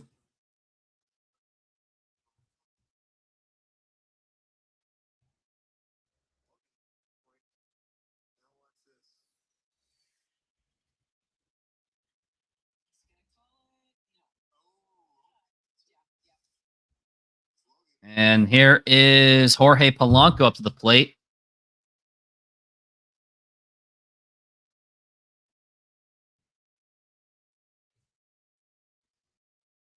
Now let's see how my team is doing, because I'm now down starters now. The guy is really cutting it close on me with Nathan Eovaldi.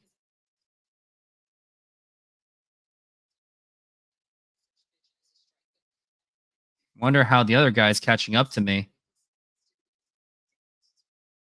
He's got someone from the bullpen, and Eovaldi is still pitching.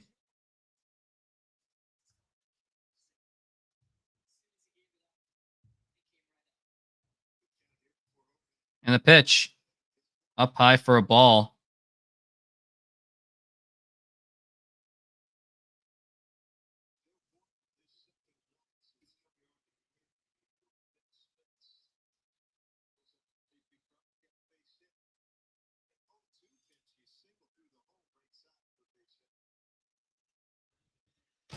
And Eovaldi is really cutting it close on me. And he has someone from the bullpen in the pitch. And now here's a line drive, and that's going to be a base hit. And J.P. Crawford will get over the second, or he'll get ran over the second base. And now you got runners on first and second. Sadly, Logan Gilbert did not pitch enough. Mitch Spence is now out. I think I still have Michael McGreevy still pitching and David Peterson. So it's going to be really cutting it close.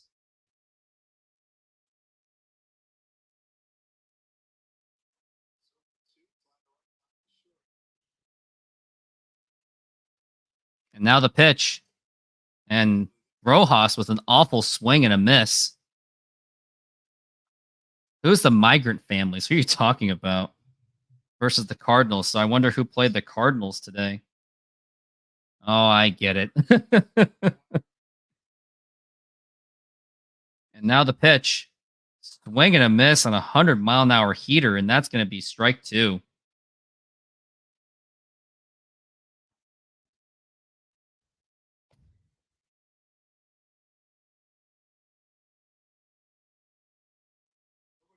And now we're looking at the pitch. Swing and a miss, strike 3, and down he goes, and that's going to be 1 out. You're in the bottom of the 6th inning.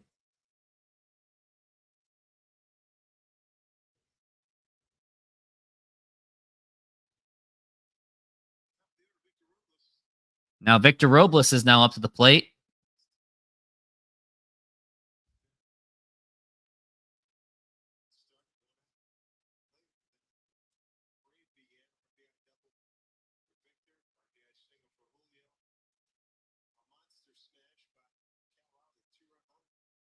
They should have gone with that name, Think of the Merchandise, and shorten it down to Mother Effers. The pitch. And that is a foul ball. Victor Robles is about to finish with a fantastic season.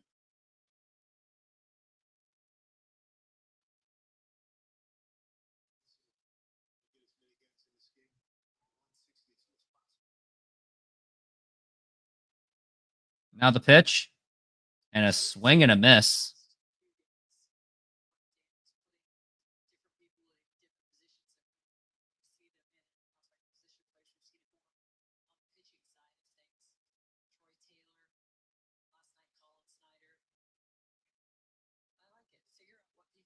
And the pitch to Robles inside, that nearly got him, and that is going to be a ball 2 to a 2-2 the count.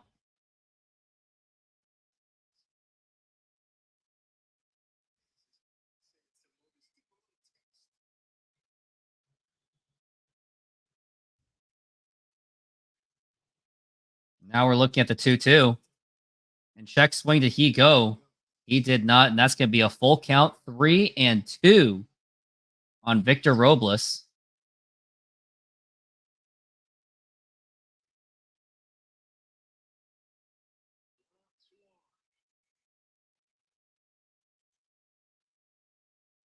Now the pitch.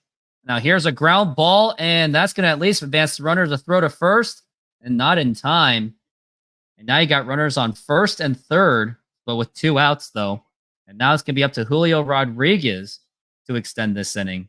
It's going to be all up to you, buddy. See if you can pull this off.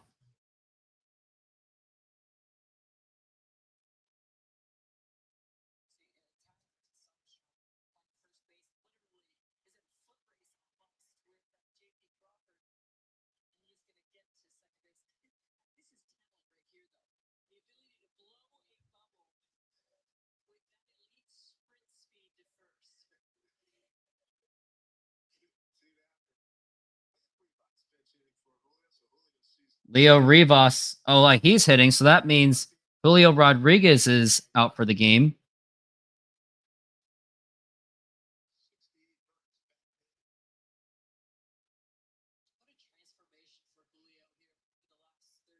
And the pitch. And that's going to be a ball.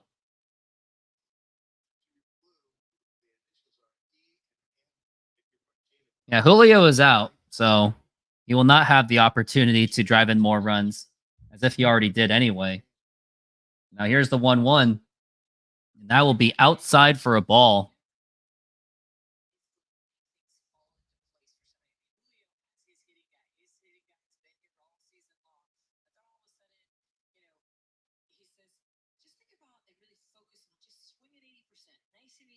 And the pitch.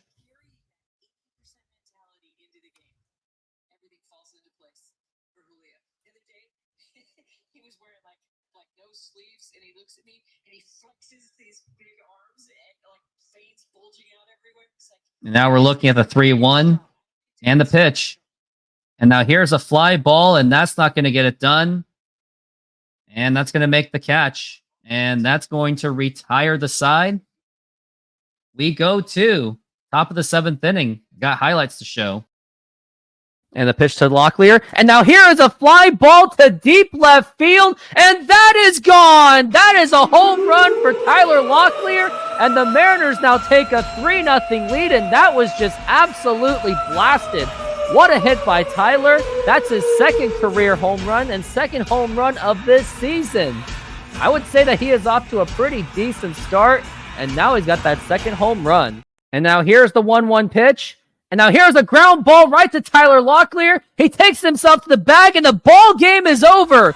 The Mariners sweep the Texas Rangers 5-0, and now they have an 8.5 game lead in the division.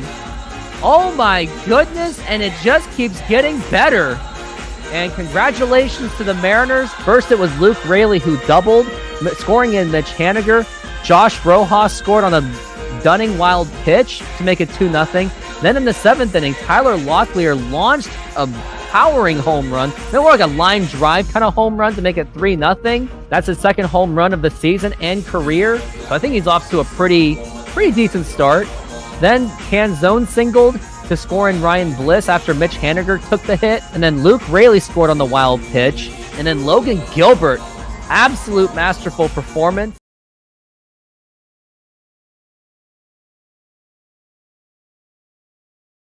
The pitch. And that is strike 3 called, and that was up his head. And now JP Crawford's having some words, and now he's been tossed out of the game. Yep. And JP Crawford's just really letting him have it. And where is Scott Service? There he finally is. And now Scott Service is going to give him a mouthful. And I wonder if he is going to get tossed. And now the frustration just adds up. And now he's been tossed as well. Yep. And that was, that's the thing is JP's got a very good point. I don't know how, like he's been, home plate umpires had a very interesting strike zone. Calling strikes. Season. Yeah, for sure. But specifically tonight, it's been kind of a bad strike zone. These are the type of games where you kind of want the ABS system. Yep, and that's when the Mariners had the 10-game lead, and then that's when they also had the meltdown. Now here is Gabe Spire. He had a struggling season. He was mostly riddled with injuries, unfortunately. And now here's the pitch, and that's going to be a foul ball. Jose Altuve took his shoe off against the Padres to show the ump where the ball hit his foot. What is my Mariners hot take? Is anything really a hot take at this point? I can't really come up with one. I think we're all on the same page at this point. Now here's a ground ball right to Polanco, beautifully fielded, and that is going to be in time. Of course he was ejected. I mean, what do you really expect, right?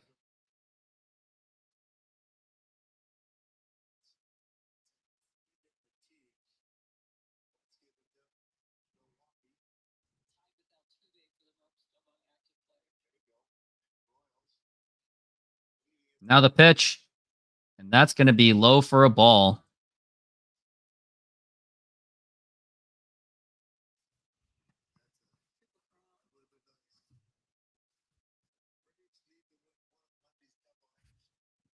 And now the pitch. And now here's a ground ball, and that is going to be a base hit. And got a man on first base.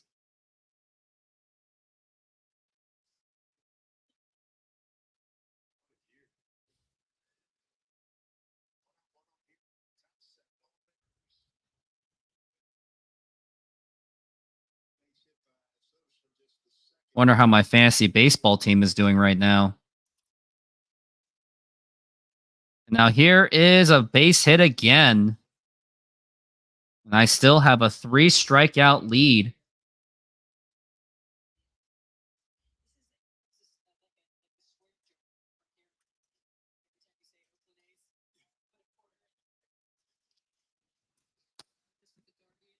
pretty sad that this is going to be the last few games in Oakland A's history. Unless there is some kind of stadium deal that happens, but Vegas is pretty much already broken ground at this point, I think.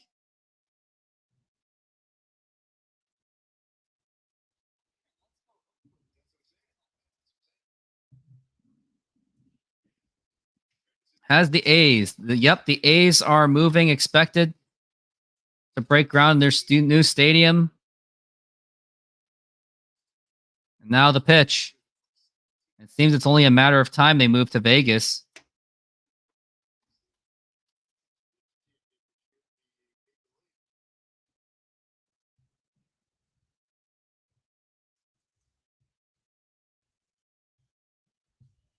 We're looking at the 1-1 so far. And yes, Riley, they'll be playing in Sacramento next season, the pitch, for at least 3 seasons. So they're pretty much will be in limbo at that time. I'm gonna be going to that Sacramento A's game. I really want to go to that game. I'll be looking forward to it.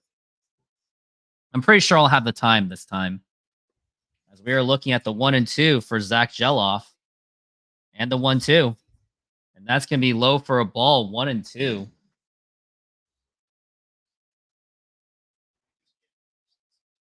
Most quality starts for starters this season is the Mariners. They are 4th.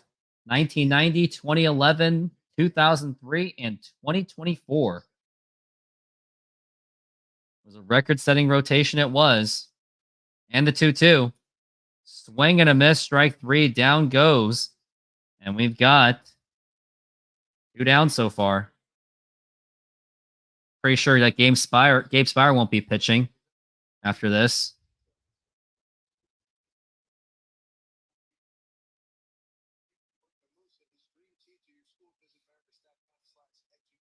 And now the pitch. And there is a wild pitch. That's going to advance the runners.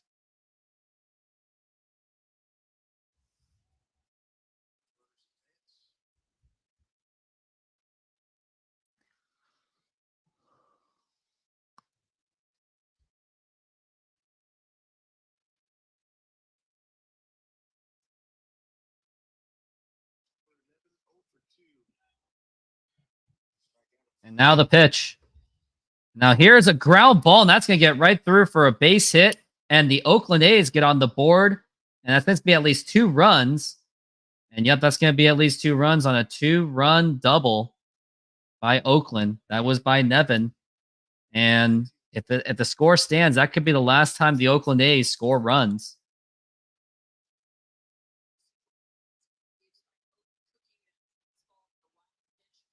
And Gabe Spire has a lot of work to do going into next season. 77-29 when the Mariners are scoring plus 3+ runs. Just to think if they scored anything a little bit more earlier in the season. And now the pitch. And that's going to be low for a ball. We're getting close to the 7th inning stretch.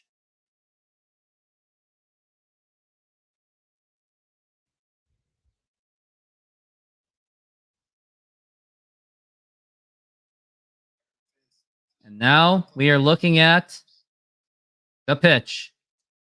And that's going to be outside for a ball. And Gabe Spire is really struggling right now.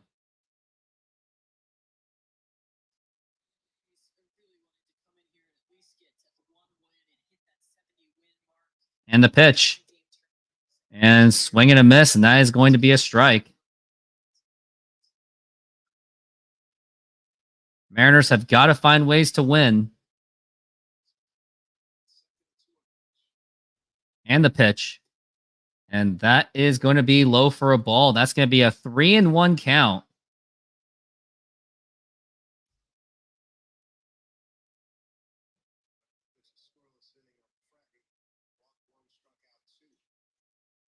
And the pitch.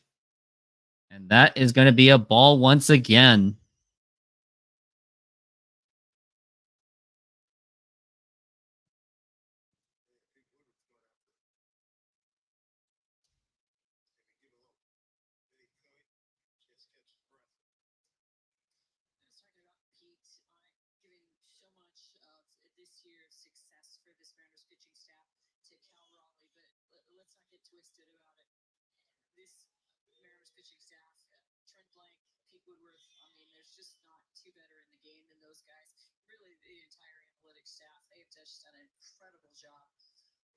The analytics staff was garbage. What are you talking about? Still a chance for the A's to stay in Oakland because Vegas still doesn't have a stadium contract building offer, while a team in Sacramento like Joe Lacob may help with the local ownership. Joe Lacob, I think he says he wanted to buy the team. But now they're in dormancy. And now we are looking at the pitch. And that is a strike.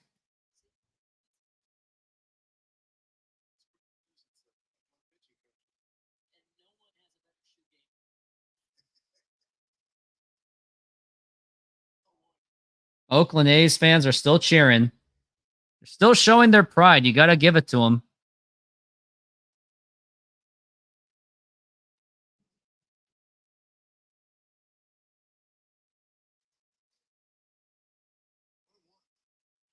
And now the pitch. And that is going to be a ball.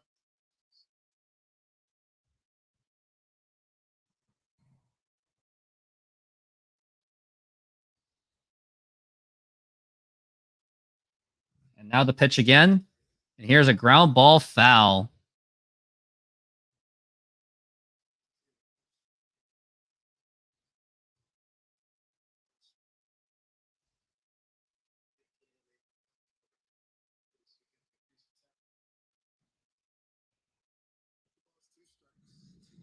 We're looking at 2 balls and 2 strikes. And here's the pitch.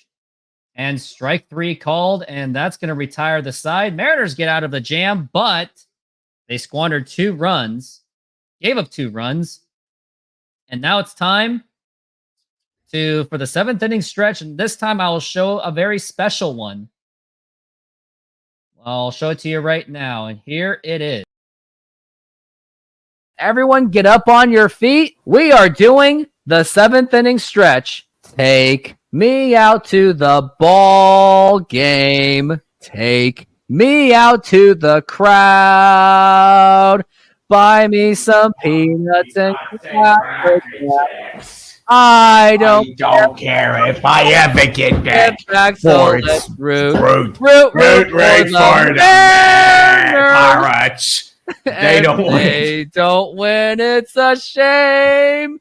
For it's It's 1, 2, 3 strikes. You're out at the old ball game. And now here's the pitch. And now here's a fly ball to deep right field. Is that going to go? That is gone. That is a home run for Luke Raley with a 3-run home run. And the Mariners have extended the lead to make it 6-2. What a ball! Yes. Yes. You gotta hang. You got one hanging right out of the middle of the plate. Oh, that's exactly what you want to see from this offense. A clutch situation where Martinez leads one hanging right out over the plate, and Luke Raley just exits stage left. And we are back from the break here in the 7th inning. Still got 2.5 innings left, or maybe 2 innings left or so.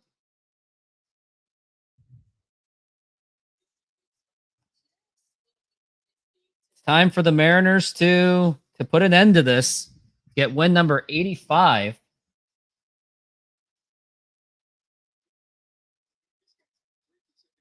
Cal Raleigh hit 34 home runs this season.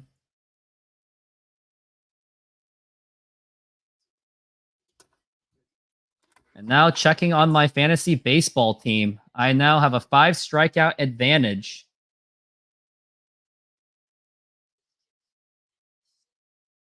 Looks like Eovaldi finally is out.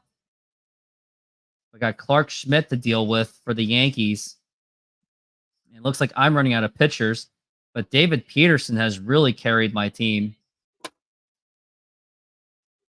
You got Cal Raleigh up to the plate. Can he do it again?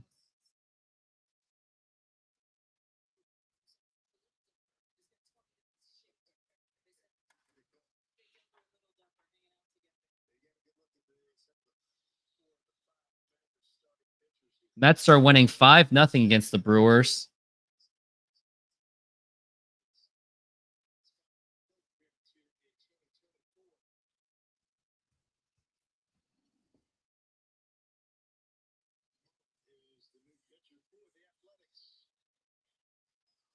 I'm in the finals in fantasy baseball. And I should have talked about it throughout the season, but I never made the time for it. And now here's the pitch. And that is a strike.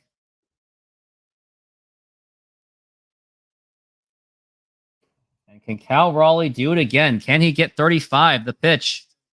And that is low for a ball. Or was it 33? I don't know at this point.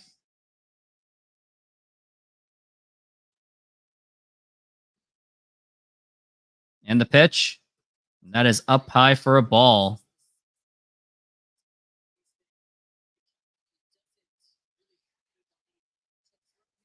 A lot of cheering going on. And now the pitch. And here's a fly ball to left field and fouled. Wonder if Mitch Garver is going to take over for the mound. I think there's going to be like a pinch running thing. Maybe they'll put Mitch Garver to pinch run if he gets on base again. Yeah, I'm on the very last day. Like, this is it. Like, this is literally it. Down to the wire. Like, I'm on categories, I'm winning 6-4 to 1. And now here's the 2-2 pitch.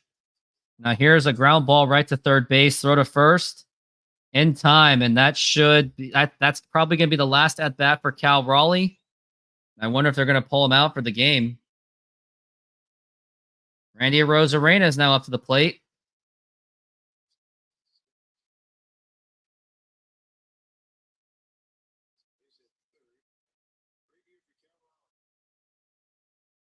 Now here's the pitch to Arozarena.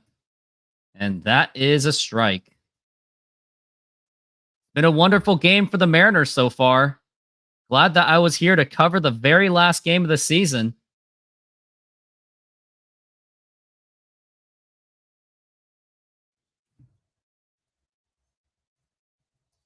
And the pitch. And that is a strike, a ball, 1-2-1.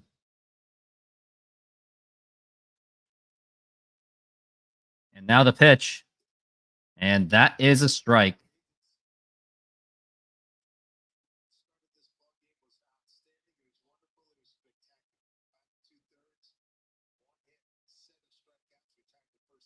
And the pitch. Now here's a ground ball right to the shortstop, throw to first. And that is in time, and that's going to be 2 outs.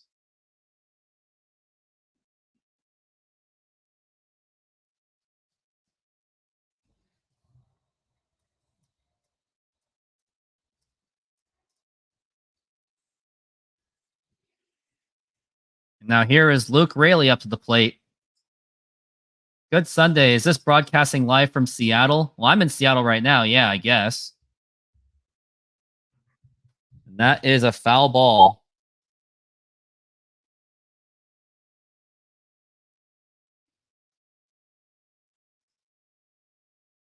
And the pitch. And that is a strike.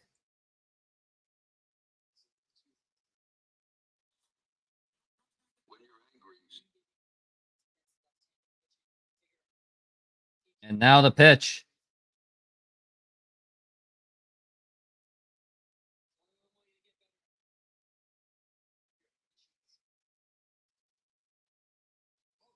And the pitch. And here's a ground ball right to the first baseman. He'll go to first. And that's going to be a 1-2-3 inning. And we're going to show some more. And now the pitch.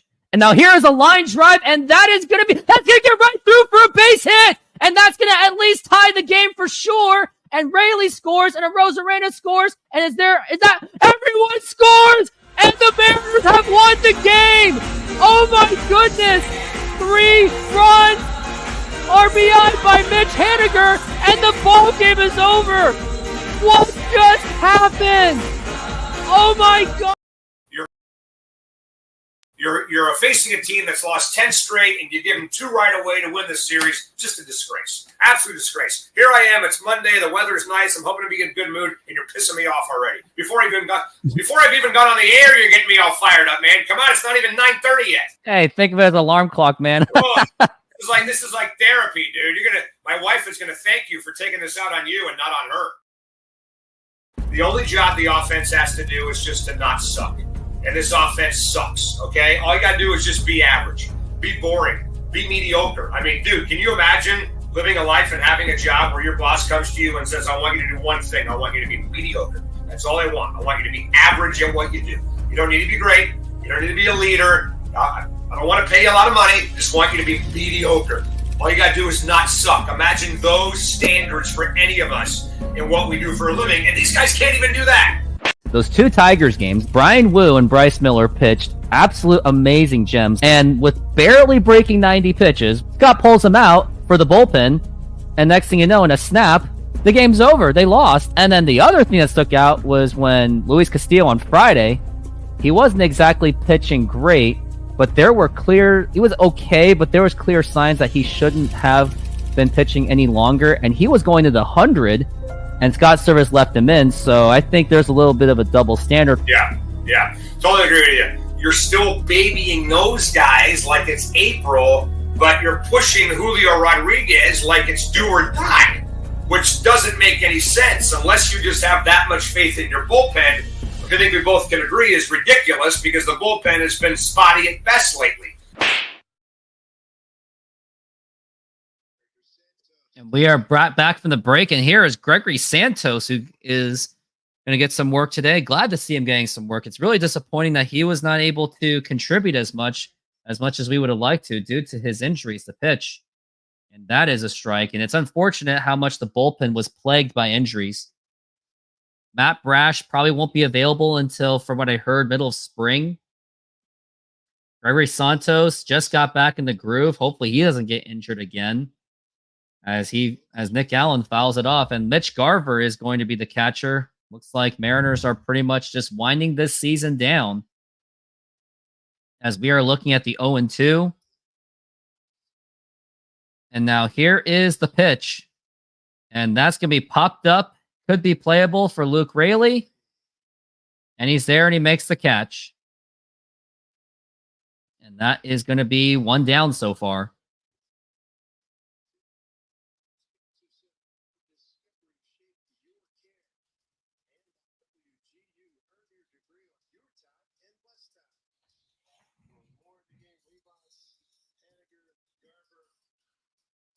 We're in the top of the 8th inning. Mariners are leading at 6-2.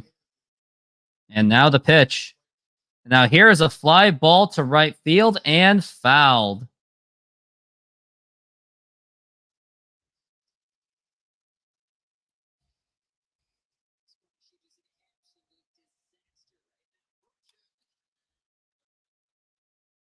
And now here is the pitch. And now here's a fly ball to center field. And Robles makes the catch and has a little bit of a bobbling problem. The second time that's happened today. It is now 6-2. Seattle Mariners. Also Oakland's final game as an Oakland A's. As we're looking at 6-2.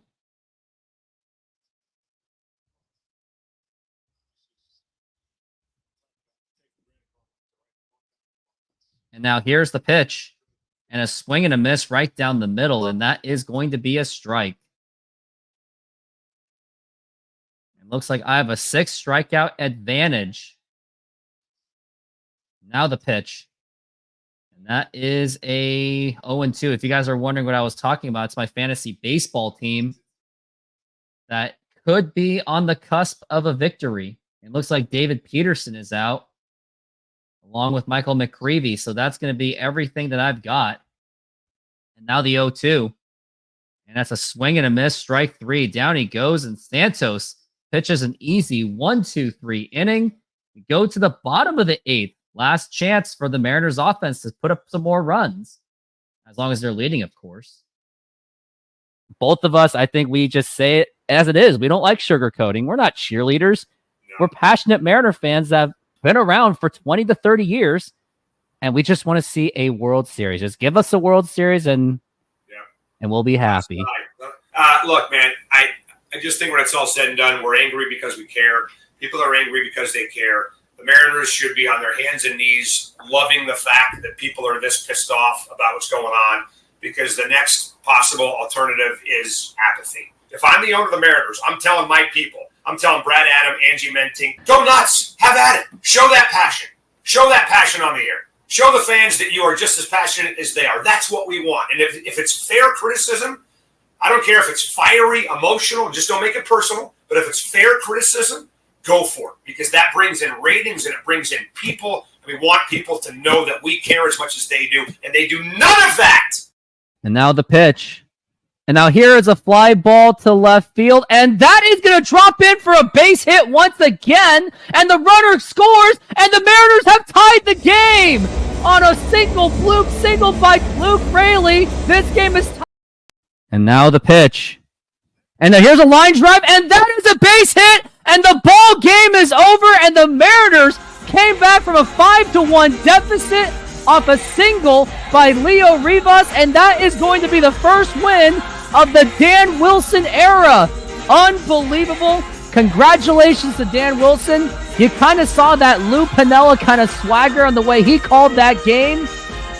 Edgar Martinez for filling in for his friend. And now, Mariners are 1-0 in the Dan Wilson era, and more importantly, Mariners. And we are back from the break, and Leo Rivas hits a base hit. And he gets on base, hoping to see the Mariners get some more out of it. Let's hope so.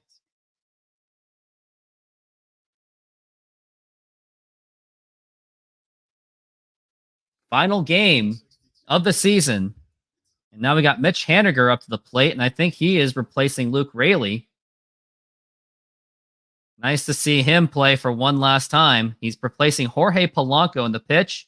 And that was actually Luis Urias who took over. So he's going to take over for, like, Mitch Haniger will be DH. And I guess, I don't know how they're going to do this at this point. And now we're looking at the 0-1. And now here's the pitch.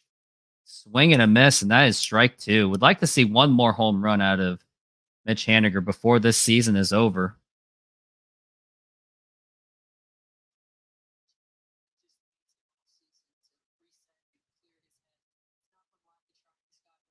And then the 0-2. And that is going to be a ball. It looks like my magic number is going to be down to 2 for 2,100. So if anyone can help me get to 2,100, that'd be great for subscribers. And also for those that are on the show, donate to this channel through the YouTube Super Chats. And now the pitch. And that is a foul ball. And Twitch Vision, thank you for the shout out. Yeah, we definitely need the Sonics back, and I actually do some content, so go onto my YouTube channel and check out my channel, and I'll show it to you right now.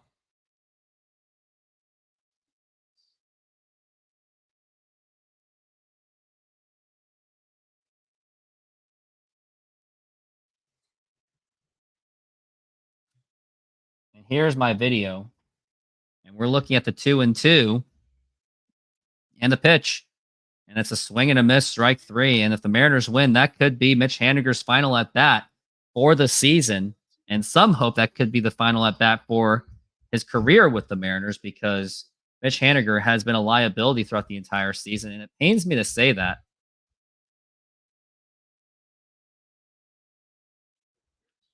As we're looking at Dylan Moore. Now here's the pitch, and that is a strike. Mariners have 2 outs left on themselves until they go into the top of the 9th inning.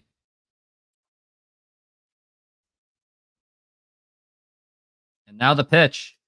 Up high for a ball. That is going to be a 1-1 count. Mariners season winding down. Hopefully they go into the off season with much more hope going into 2024, 2025. And that is going to be low for a ball. 2-1 to count.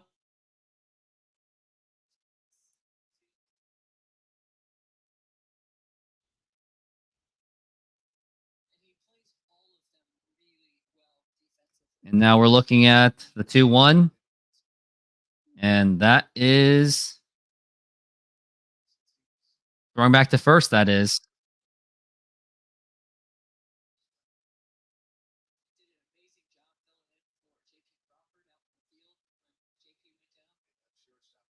Now the pitch. Swing and a miss, and that is going to be strike 2.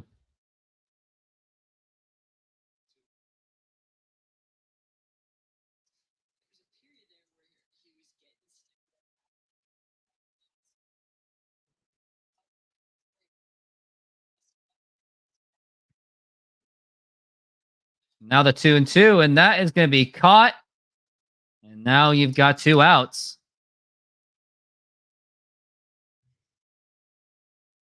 Josh Rojas is now up to the plate. Last chance for the Mariners to score some runs, or else they're going to have to hold a 4-0 lead on the Oakland A's. With the season winding down, and we're looking at the pitch, and now here it is. And that is a strike.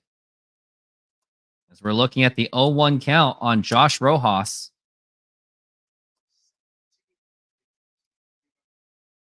And the pitch. And that's going to be popped up. And that's probably going to do it. Oh, and he drops it. It went through. Josh Rojas will get another chance. Only have a 5 strikeout advantage.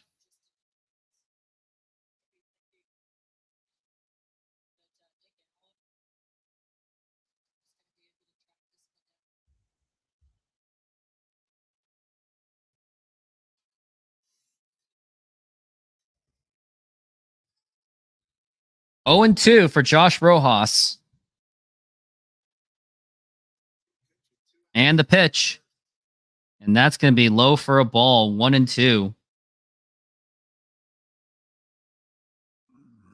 Oops. Cal Raleigh looking. Would have liked to see the Mariners make the playoffs, but it didn't happen.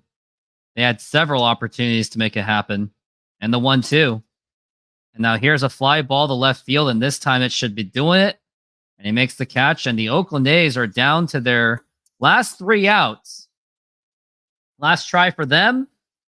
And who knows who's going to be pitching. Will it be Andres Munoz or will it be Colin Snyder? We'll see.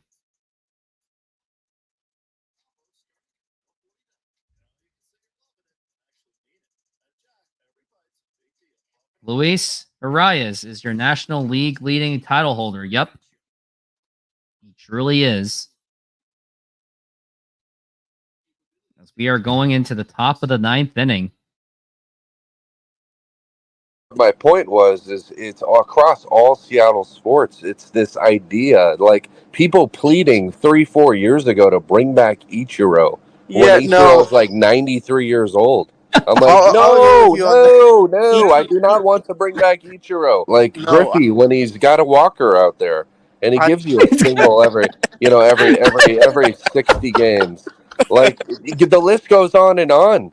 Like people crying. Like Haniger comes back, and you think that we just signed a Hall of Famer. Like he was injured all of last year. He's like 33 years old. We trade for him, give up on Robbie Ray, which whatever. And all of a sudden, I swear, all of Twitter is like, World Series, baby! Let's go! Let's go! He was a negative WAR player for them last year, but because... Now here's the pitch. And now here's a fly ball deep to left field, left center field, and that is gone. That was a laser, and that is a home run number 32 for Cal Raleigh as the Mariners extend their lead 2-0. And Cal Raleigh with home run number 32, obviously his career high. Obviously that's obviously the Mariners franchise record for catchers.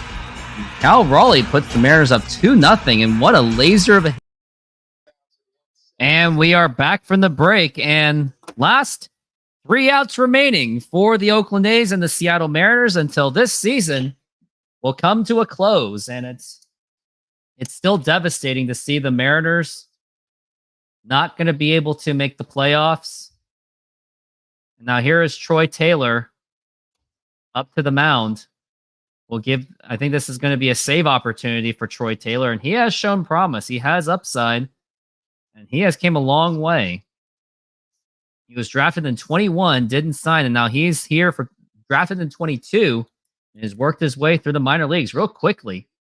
And that's going to be outside for a ball. Maybe we could see him as part of the Mariners' future, as I would like to see him be part of it. As we are looking at the 1-0. Now here's the pitch, and that's going to be low for a ball. Got 2 subscribers left until 2,100. Let's make it happen. We're looking at the 2-0 for Tyler Soderstrom. And now the pitch. And that is a foul ball, 2-1.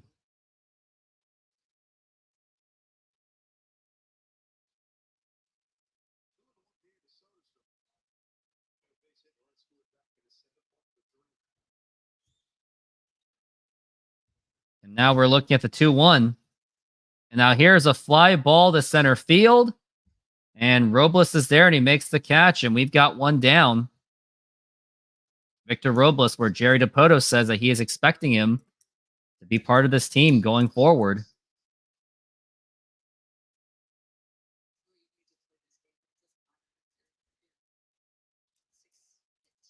Troy Taylor at 4 pitches so far. 2 more outs to go. Here's Seth Brown and the pitch. And that's going to be outside for a ball.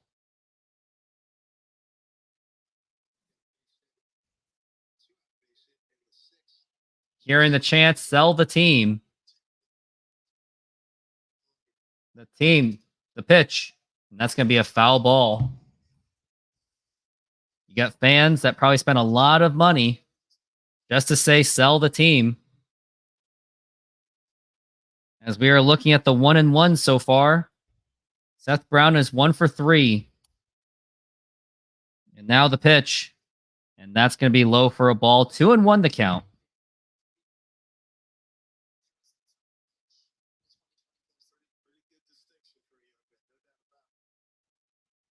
And now we're looking at the 2-1. And now the pitch. And that is a foul ball.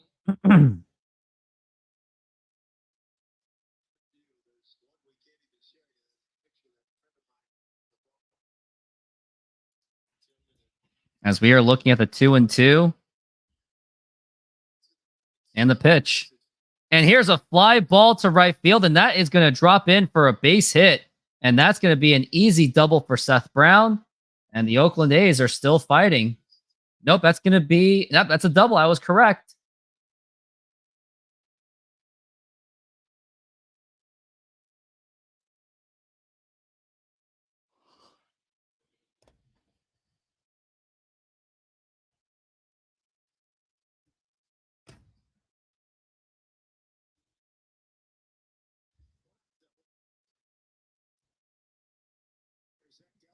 And here is Zach Geloff and the pitch. And that is a foul ball.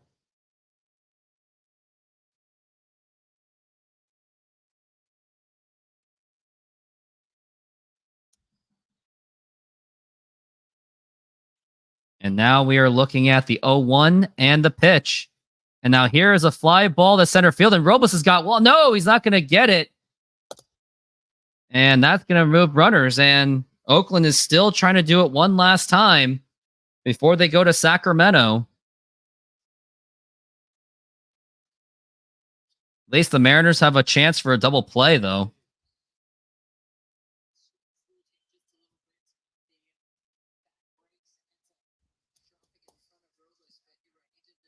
Which is a bit nice and a bit easier than hitting a triple crown. Yep. Yeah, hitting a triple crown is tough. And now here's the pitch. Now here's a line drive, and that is going to be a base hit. That gets right through a Rosarena, And that's going to be more runs for the Oakland A's, and they're going to score. That's their third run of the game, and that's actually going to be 4. So Oakland A's are making a fight out of it to make it 6-4. Wow. Mariners are still, Oakland is still fighting for it. They want to do it for their fans, and I don't blame them. I think Troy Taylor, although he does have that upside, I think he's going to be more of a mop-up guy going into next year. You don't want this guy to be more in the high leverage, because I don't think he really does well in the high leverage. He's more of a guy that you can mop up with. Oakland fans are still going loud. Here's Kyle McCann. Chance of let's go Oakland. As we are looking at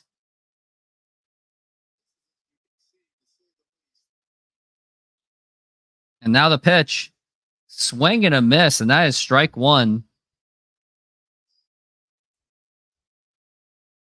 This is the game that just will not die.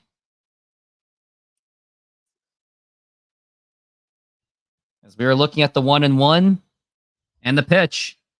And that is a strike.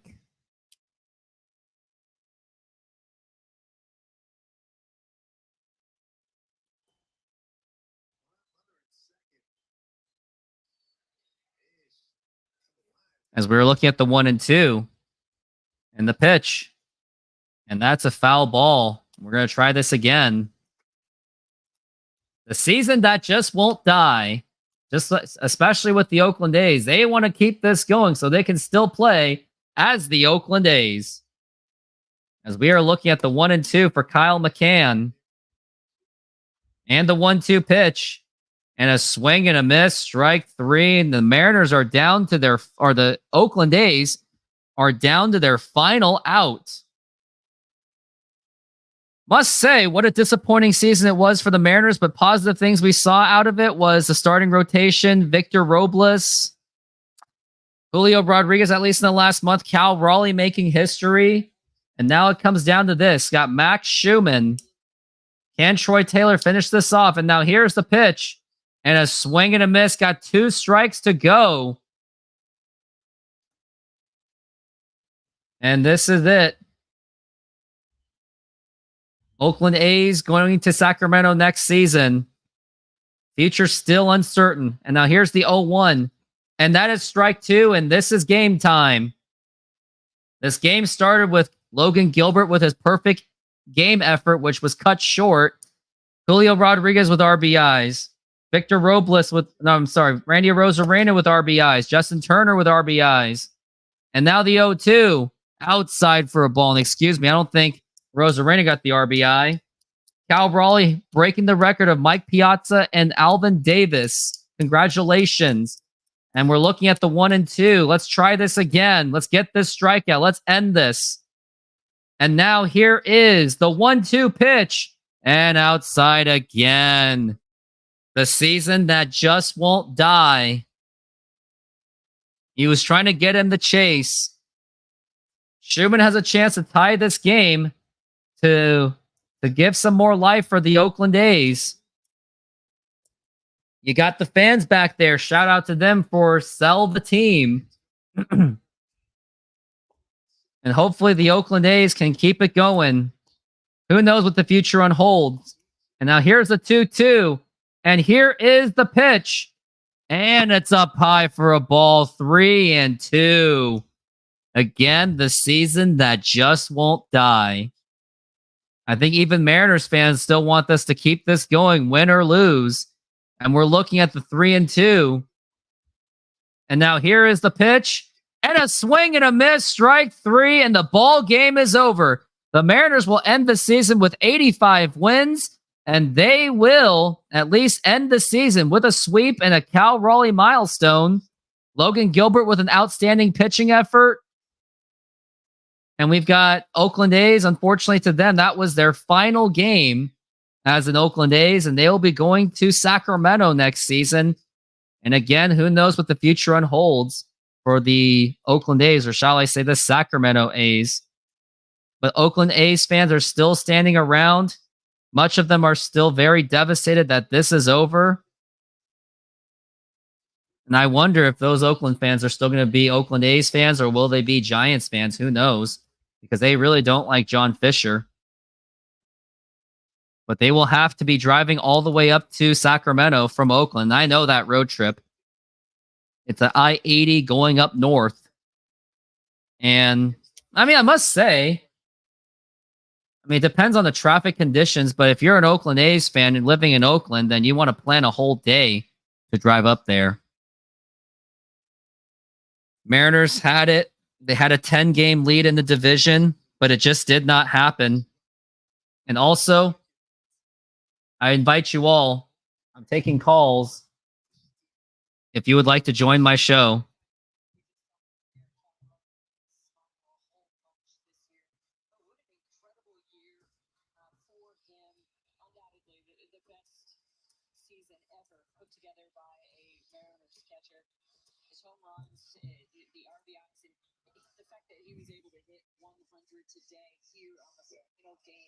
Cal Raleigh with his 100 RBIs, absolutely successful, absolutely amazing. But for anyone that would like to join my show, this is your opportunity to join. Maybe not so much. Had 5 people at most on this show, and I really appreciate all of you for being there.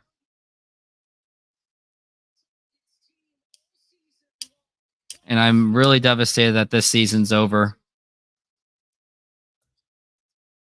Julio Rodriguez with a photobomb moment.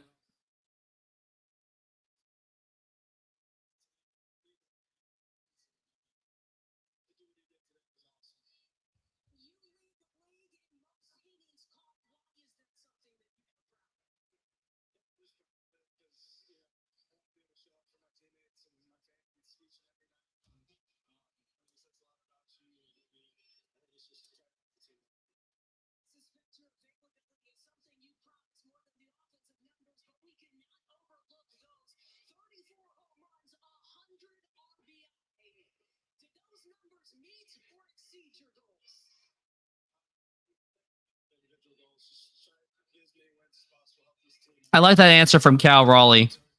I love that answer. Jen Mueller asked him, like, how do you feel? Like, does this exceed your goals? And Cal Raleigh's like, nope, all I care about is helping the team win. You got to give that to him.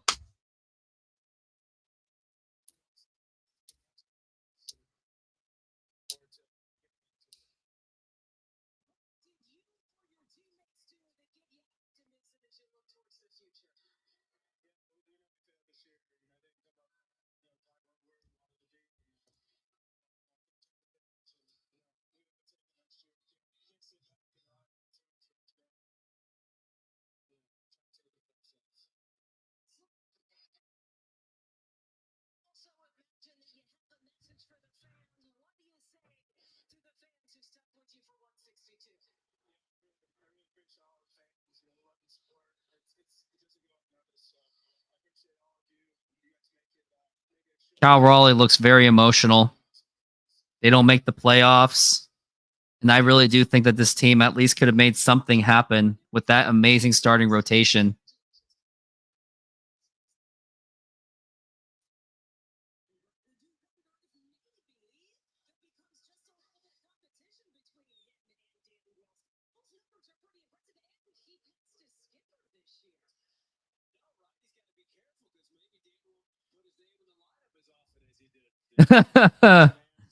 Oh, he also passed Dan Wilson for most home runs as a catcher, for one of the most.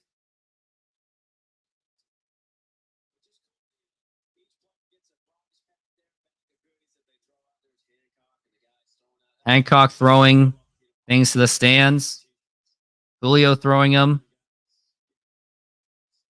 It's really crushing to watch. Mariners not making the playoffs once again.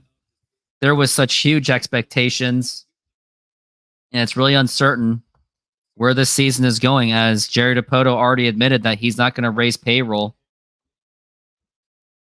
You remember me saying that he tied some other famous catcher for home runs. It was Mike Piazza in the first 4 seasons. He has broken that record with 93 home runs. Piazza had 92. So congratulations.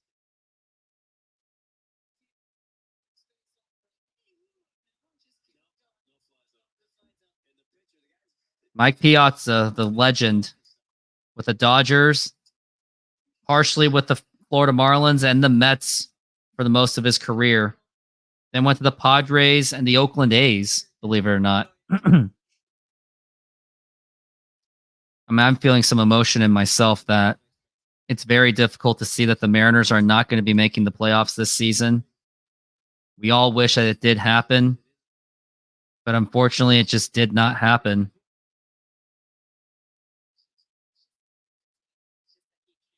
And Oakland A's fans are still staying. I wonder if the Oakland A's players are going to be coming out. It's really soul crushing on how this season turned out.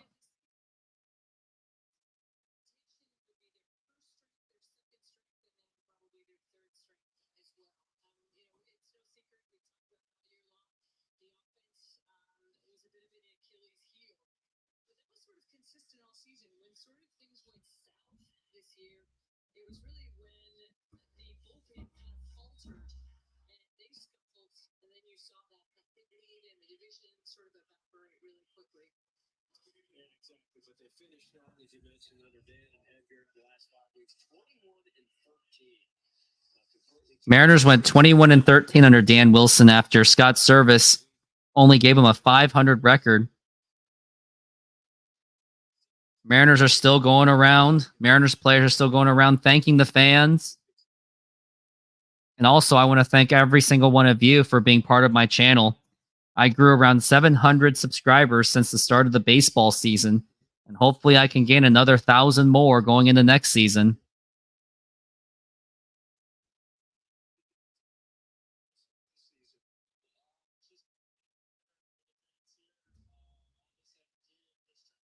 Oakland A's fans are still hanging around.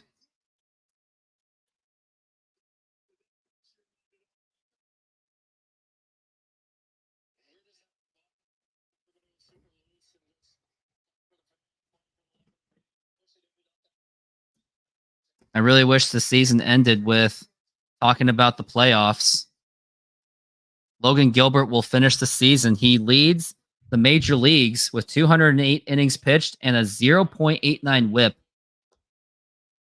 220 strikeouts with a 3.23 ERA. Although it was disappointing to watch the Mariners miss the playoffs, would love to see, but it was great to see the Mariners sweep for the rest of the season against the Oakland A's. But unfortunately, everything just unfortunately fell short. And a lot of uncertainties going into next season. What will they do with the payroll? What are they going to do with the holes that they have? Like first base has holes, second base has holes, shortstop now has a hole. The entire infield core needs to be upgraded. I guess catcher is already filled up where you have Mitch Garver and Cal Raleigh.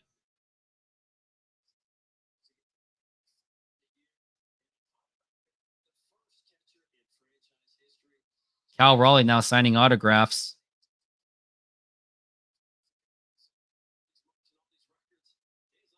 And at this point, actually, I'm not sure how this is going. I was thinking about taking off, but it looks like coverage is still going on.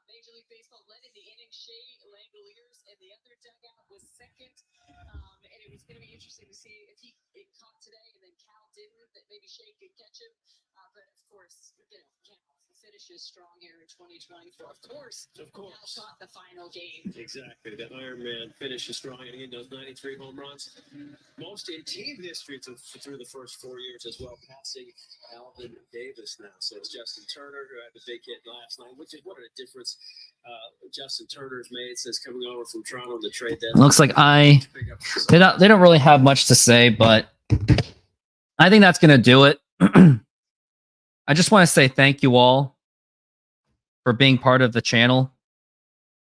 Thank you for being part of the entire season, going through the pain. I'm glad I was there for each and every one of you for the rest of the season, and hopefully next year will be much better. Now, what goes into next season, you'll be seeing me covering the Seahawks games, covering some playoff games, probably mostly the Astros because I do have Astros fans. I'm also going to cover much of the offseason as much as I can for the Mariners. But until then, I just want to say thank you very much for being part of my season. And everyone, I just want to say, go Mariners. That's all I've got left.